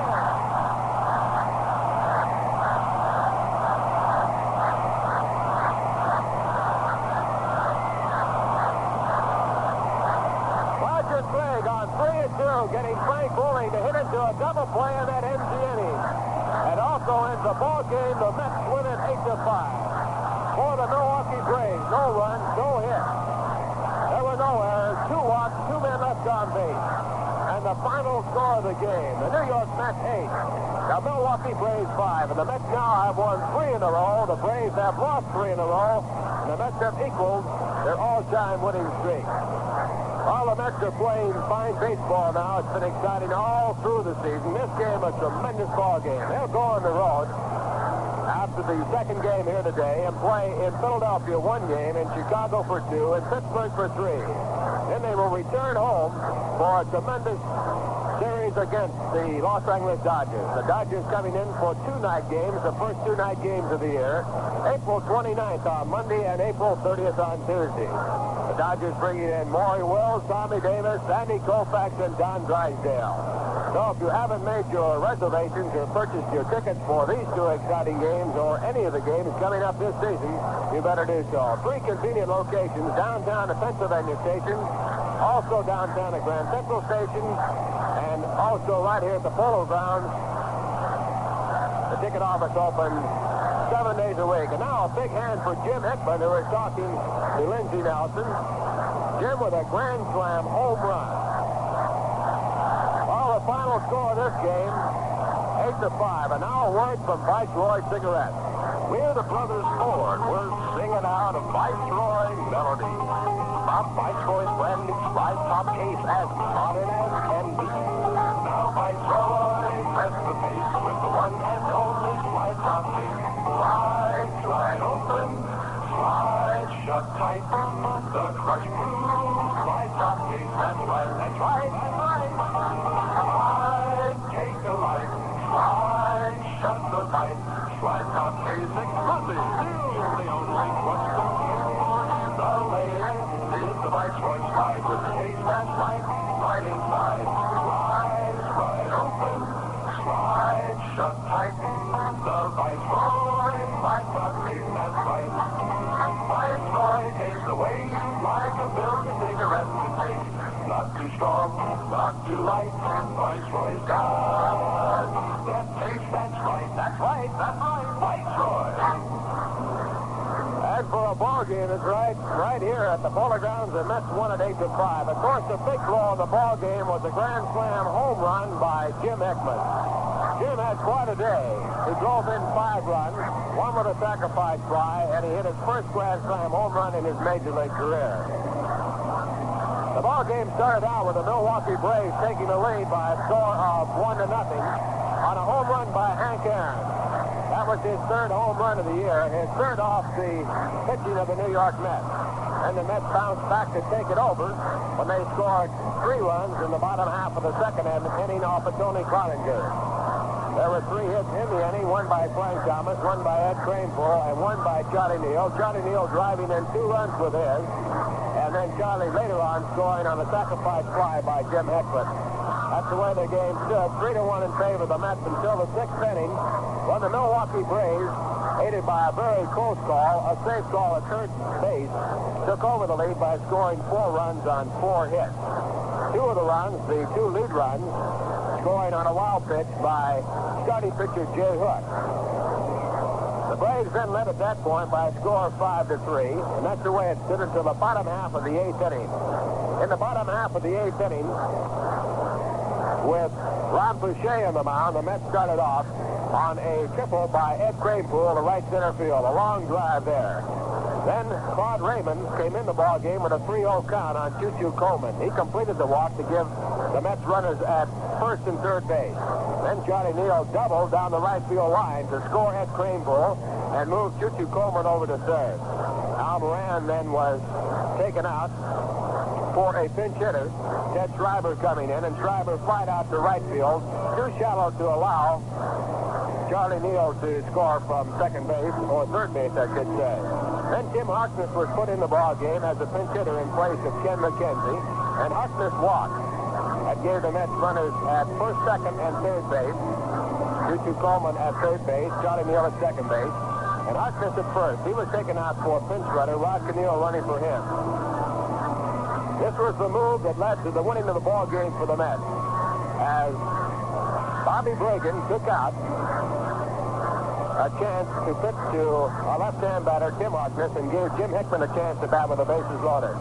Jim came through with a long drive right down the left field line, a grand slam home run to put the Mets out in front.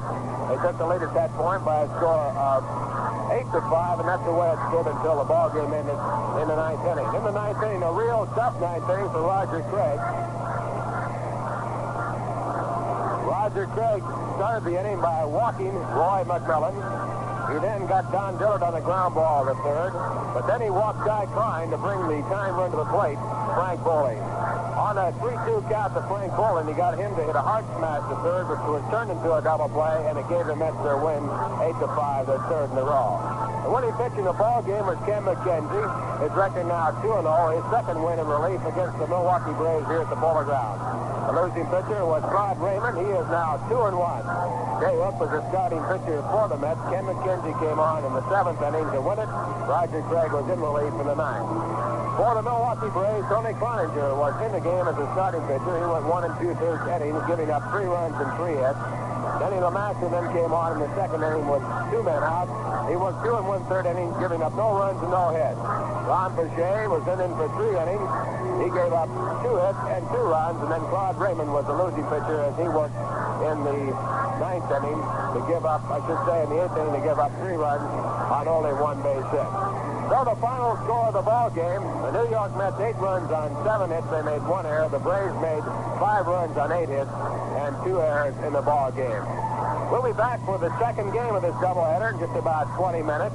The starting pitchers for the game will be Lou Burdette going for the Milwaukee Braves. He is 2-0, and pitching for the Mets, trying to extend their winning streak to 4 games, will be Galen Cisco.